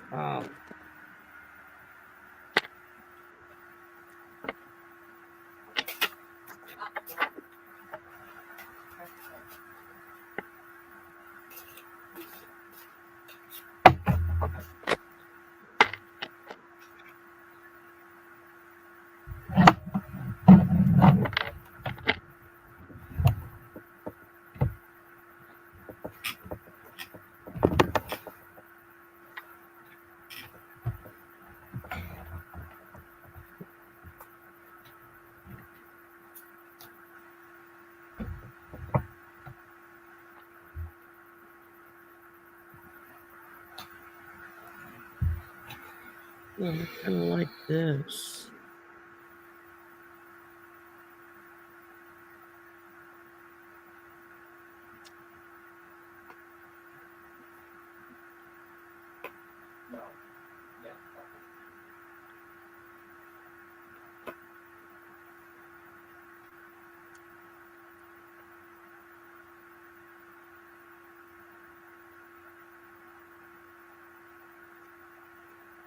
I pulled death, but that doesn't mean you're going to die. Okay, it just means not at there's all. big changes. There's big changes coming. I know a lot of people see this card and they freak out. No, it's not to be freaked out about, because the next card I pull is the Sun, and that's a really good. That's a really good card right there, because this is telling you everything's going to work out for the good. You've got the Sun, and then with the Page of Crystals, you're smart, you're motivated.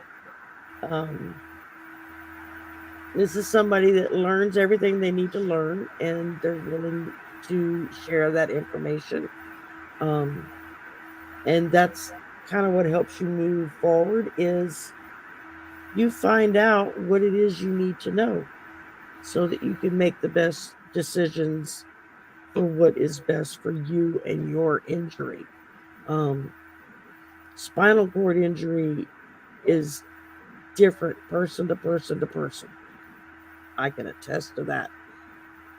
So you have to get a good understanding of what it is that you need to, what information do you need to look up and read on to know the right decision to make. And make sure you have a doctor that's willing to listen to you when you're ready to make those decisions.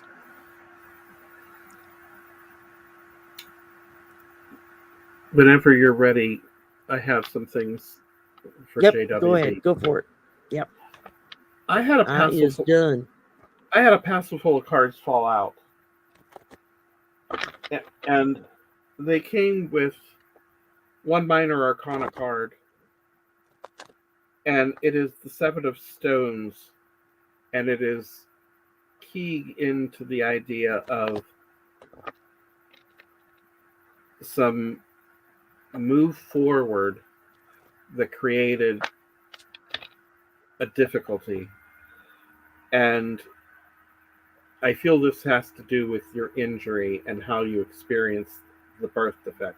It almost makes me feel like the injury was there may have been some sort of issue at birth, that was avoidable that may have aggravated or agitated the birth defect. The reality that I'm seeing for you is there is a push towards alchemy and you experiencing some changes.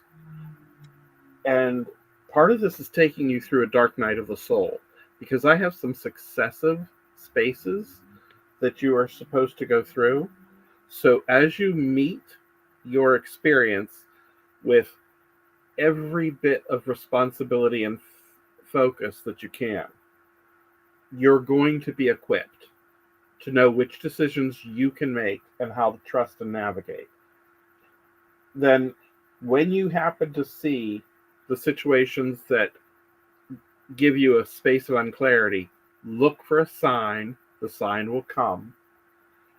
And when you find yourself in the darkest of spaces, remember that in the darkest times, in the darkest space, even physically, there is always one space that is lighter than the rest. That light is your guide. And through that light, you're going to go through and understand. And not only will you go through that, but your team of medical people are going to figure that out. And you can work with your spirit people to work with the spirit people for the medical team, and they will work together so that you can uncover what is broken. That's what this is all about. This is really a healing journey for you that is trying to help you work through experiencing things that have been broken in order to bring things forward that are healed. And it's very much you're on the path of a warrior, but it is as a spiritual warrior. I hope that helps. It's very confusing at times because there's a definite Neptunian quality to it. You simply have to have faith and not seek to escape, because escape is a distraction. It's not real.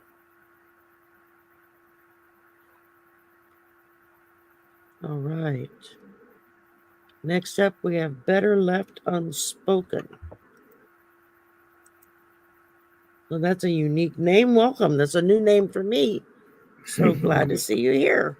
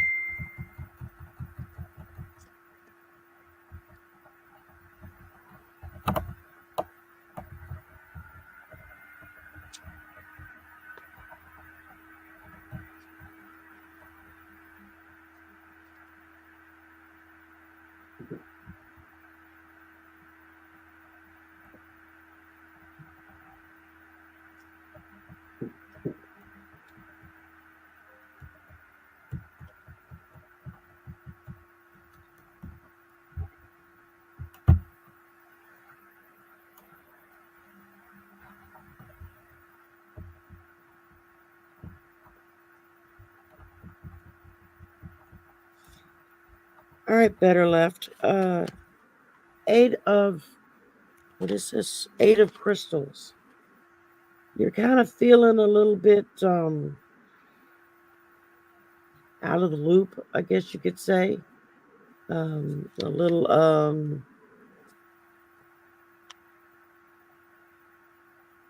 kind of restricted a little bit, like you don't quite have everything in motion for you to go forward with what you want to do. But don't let that stop you, because the next thing I got was strength. So this is telling me that you've got the ability to power your way through this. You've got the strength to handle what it is. Excuse me. that spirit wants you to know. There's things that may be coming up, but you've got the strength to handle it. You just have to trust yourself and trust in spirit to lead you in that right direction. And then the last thing I got was the Two of Potions. So there's a lot of emotion to go along with this. And you've got some decisions you're going to have to make with whatever it is that spirit brings out to you that you need to think and look on. It's going to be a choice that you're going to have to make between left or right, up or down, black or white, whatever. That's a decision for you to make. But strength tells you you're going to be able to make those decisions. You can handle whatever choice you make. You're going to be able to handle it. Thanks, Debbie. Thanks Better for left coming. Have a good night.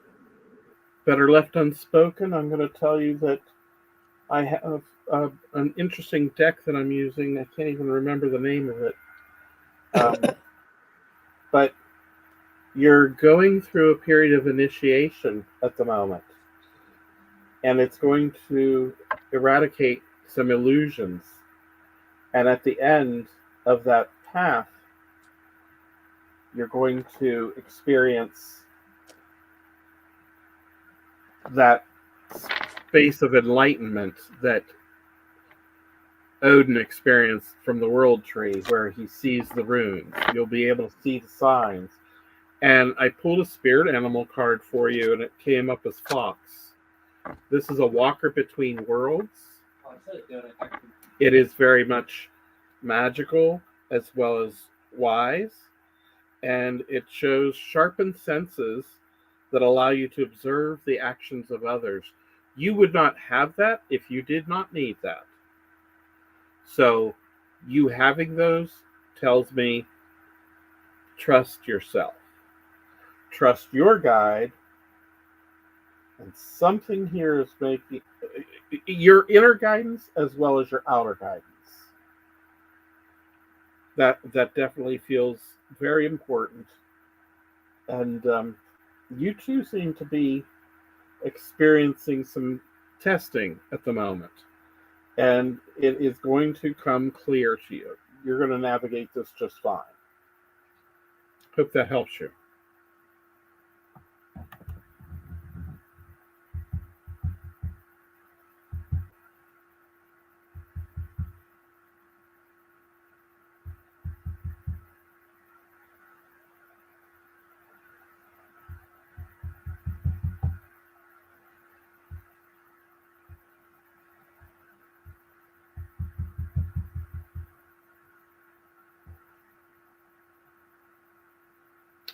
So Hat Man, Shadow Man,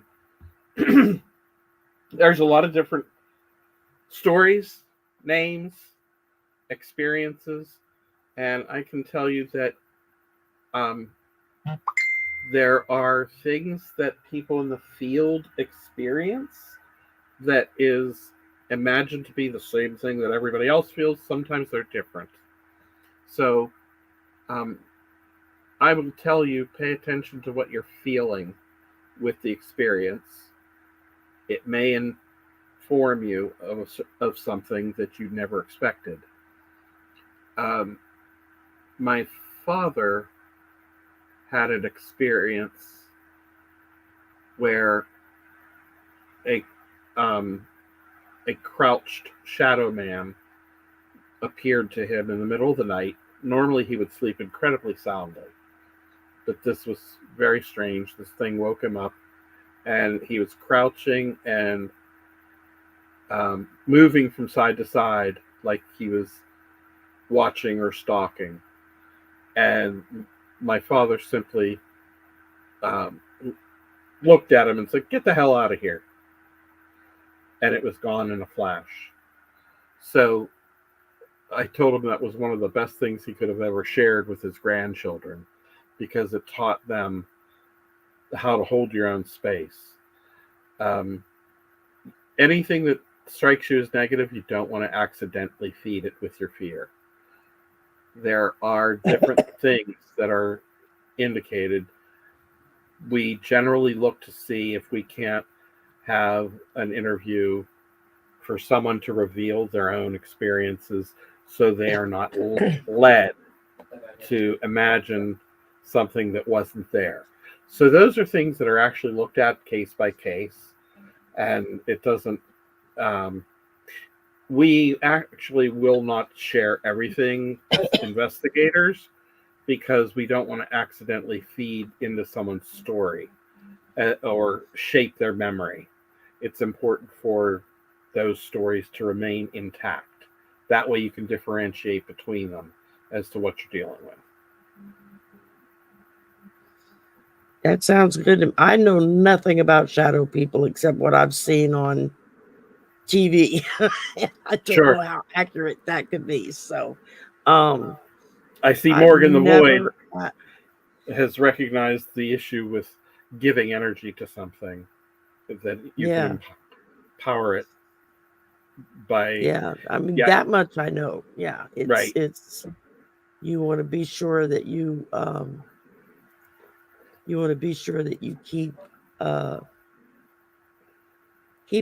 keep your own power. Don't give it away, and don't feed into their power by giving them what they want. That's your fear. So, but I've never dealt with a hat man shadow person. I know what to do if I do run into one. I just hope that I don't freak out so bad I forget to do that. So that's something that we all will learn when the moment comes.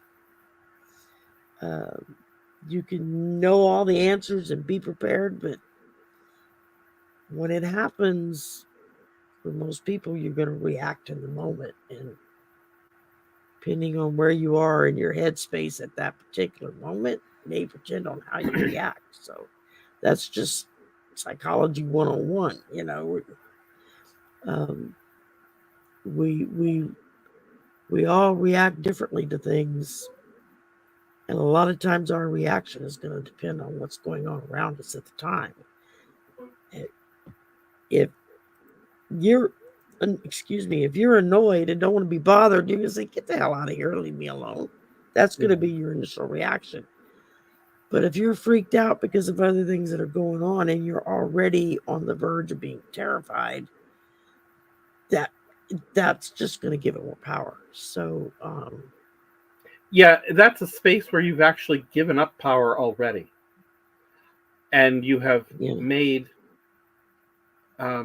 you have believed in the power of the entity in front of you to be stronger than your own. It's an agreement, and it's a power sharing dynamic, and it doesn't help you hold your power. So even if you find yourself experiencing emotions that feel like fear, walk forward and speak up, because courage is to do things in the face of fear. And that will short circuit the energy flow so that you can hold on to your own. Yeah. Very similar to what they teach you in the church. You know, claim the name of Jesus, and it's supposed to have the power to get rid of whatever's there. I've always looked at that as it's only going to work as well as what you believe in it's going to work. If you don't believe that's going to work, then it's not going to be very forceful to get rid of it. You got to kind of believe what you're saying to them. But you asked me earlier about advice I would give to people. Be comfortable in your own faith walk and know what it is that you believe, and hold it with strength and conviction. If you find it difficult to experience conviction, explore your belief. It's not sitting well with you, and you need to refine your understanding of it. When you strengthen your belief, you're a stronger person. Your higher power will make a huge difference.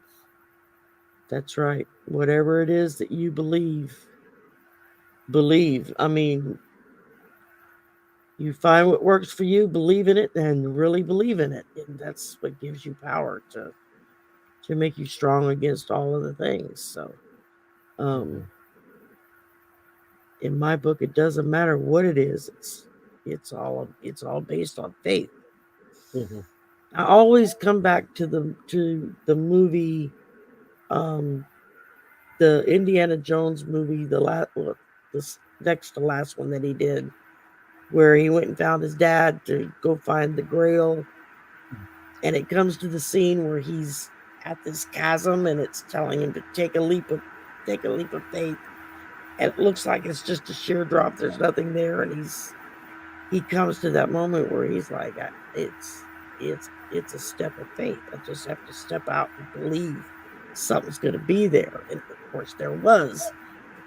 It was all an optical illusion, but it's in that moment just before he takes that step that he had to look deep inside and say, am I going to believe or am I not? Uh, that's what I always think of whenever that question comes up, is that scene pops into my head. Are you willing to step out and take that step of faith? Regardless of whatever it is that you believe in, you got to be willing to take that step. And that's what makes you strong. It's amazing how we're talking when you think of what people who are naysayers about psychics, what they would think of us without knowing us. They wouldn't have the slightest clue of how faithful we really are. Hmm. Yeah, I mean, I may not go to a church, to a building. I may not worship or pray the same way somebody else does, but But you have your what I faith. but I have my faith, and it's one that's developed over 60 something years of what works and what doesn't, what rings true and what doesn't. And I don't expect anybody else to follow what I follow. I mean, if they ask me, I'll share it with them, but It really has to be your that's going to own. be your choice. Yeah, it's my own faith. That was one of the best gifts my mother gave my brother and myself, was she never forced any type of doctrine on us. Hmm. She was a spiritual person. She wasn't a religious person. Um, and her whole thing was, if that's what you believe, then believe it and do it wholeheartedly. You don't have to force it down my throat. I don't have to believe it if I don't want to. But if that's what you believe it, and you own it. So, and she left it up to us to decide for ourselves what path we wanted to take. And so, yeah, just have Beautiful faith words that you from Enchanting Lunal Guidance. She heard George Michael. You got to have faith. gotta have faith, right? Hmm. Exactly. Exactly. Now I'm gonna have that song stuck in my head the rest of the night. That's okay. That's a good song to have stuck in your head. So, Sure. um, Great high point. well, we have been this for 2.5 hours. I'm so sorry if I kept you longer than you had No, hoped. no, no, I'm famous for just going on and on and on. I can talk all night, but my bladder's about to explode. So I'm like, okay, it's time to wrap it up. Yes. And I haven't eaten yet either. So it is 9 o'clock where I am. So, um, I just wanted to thank everybody for coming and for your questions and for participating in the chat. Um, I did see everybody here. I tried to say hi to everyone, either in the chat or out loud. If I Same missed you, here. I'm so sorry. It wasn't intentional.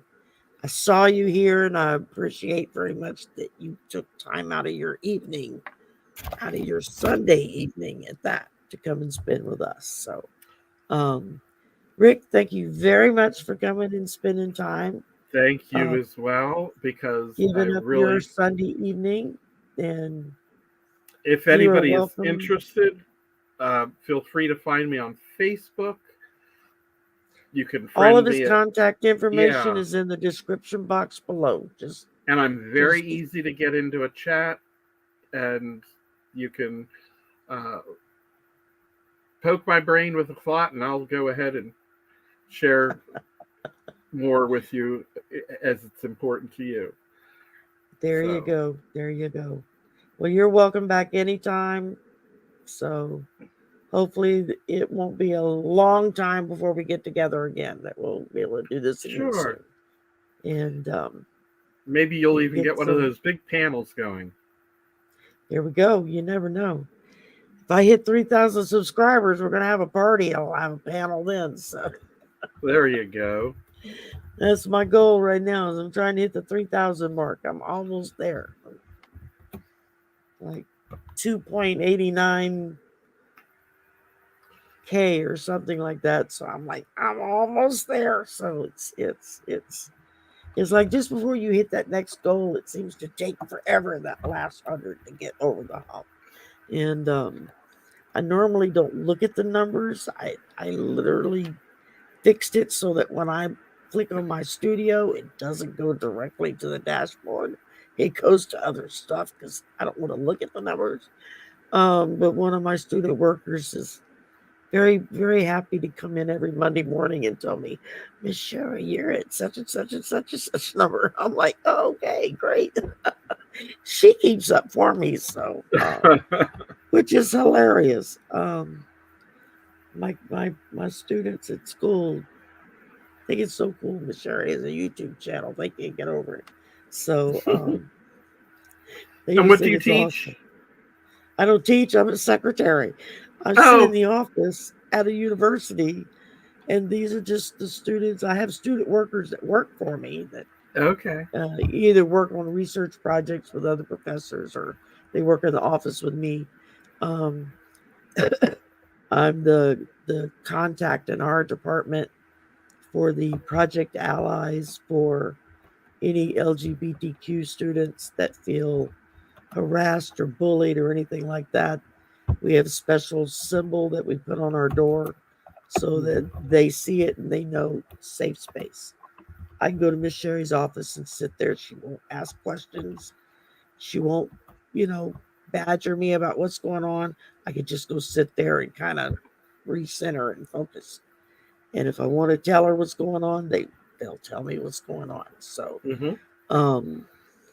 and I felt very strongly about that. When the project started up a few years back, I told my boss, I'm going to go sign up for it. He's like, you do it. So that's pretty good. And I'm just students that come in the office for different things and strike up a conversation and become friends with them. And they're my kids now. What can I say?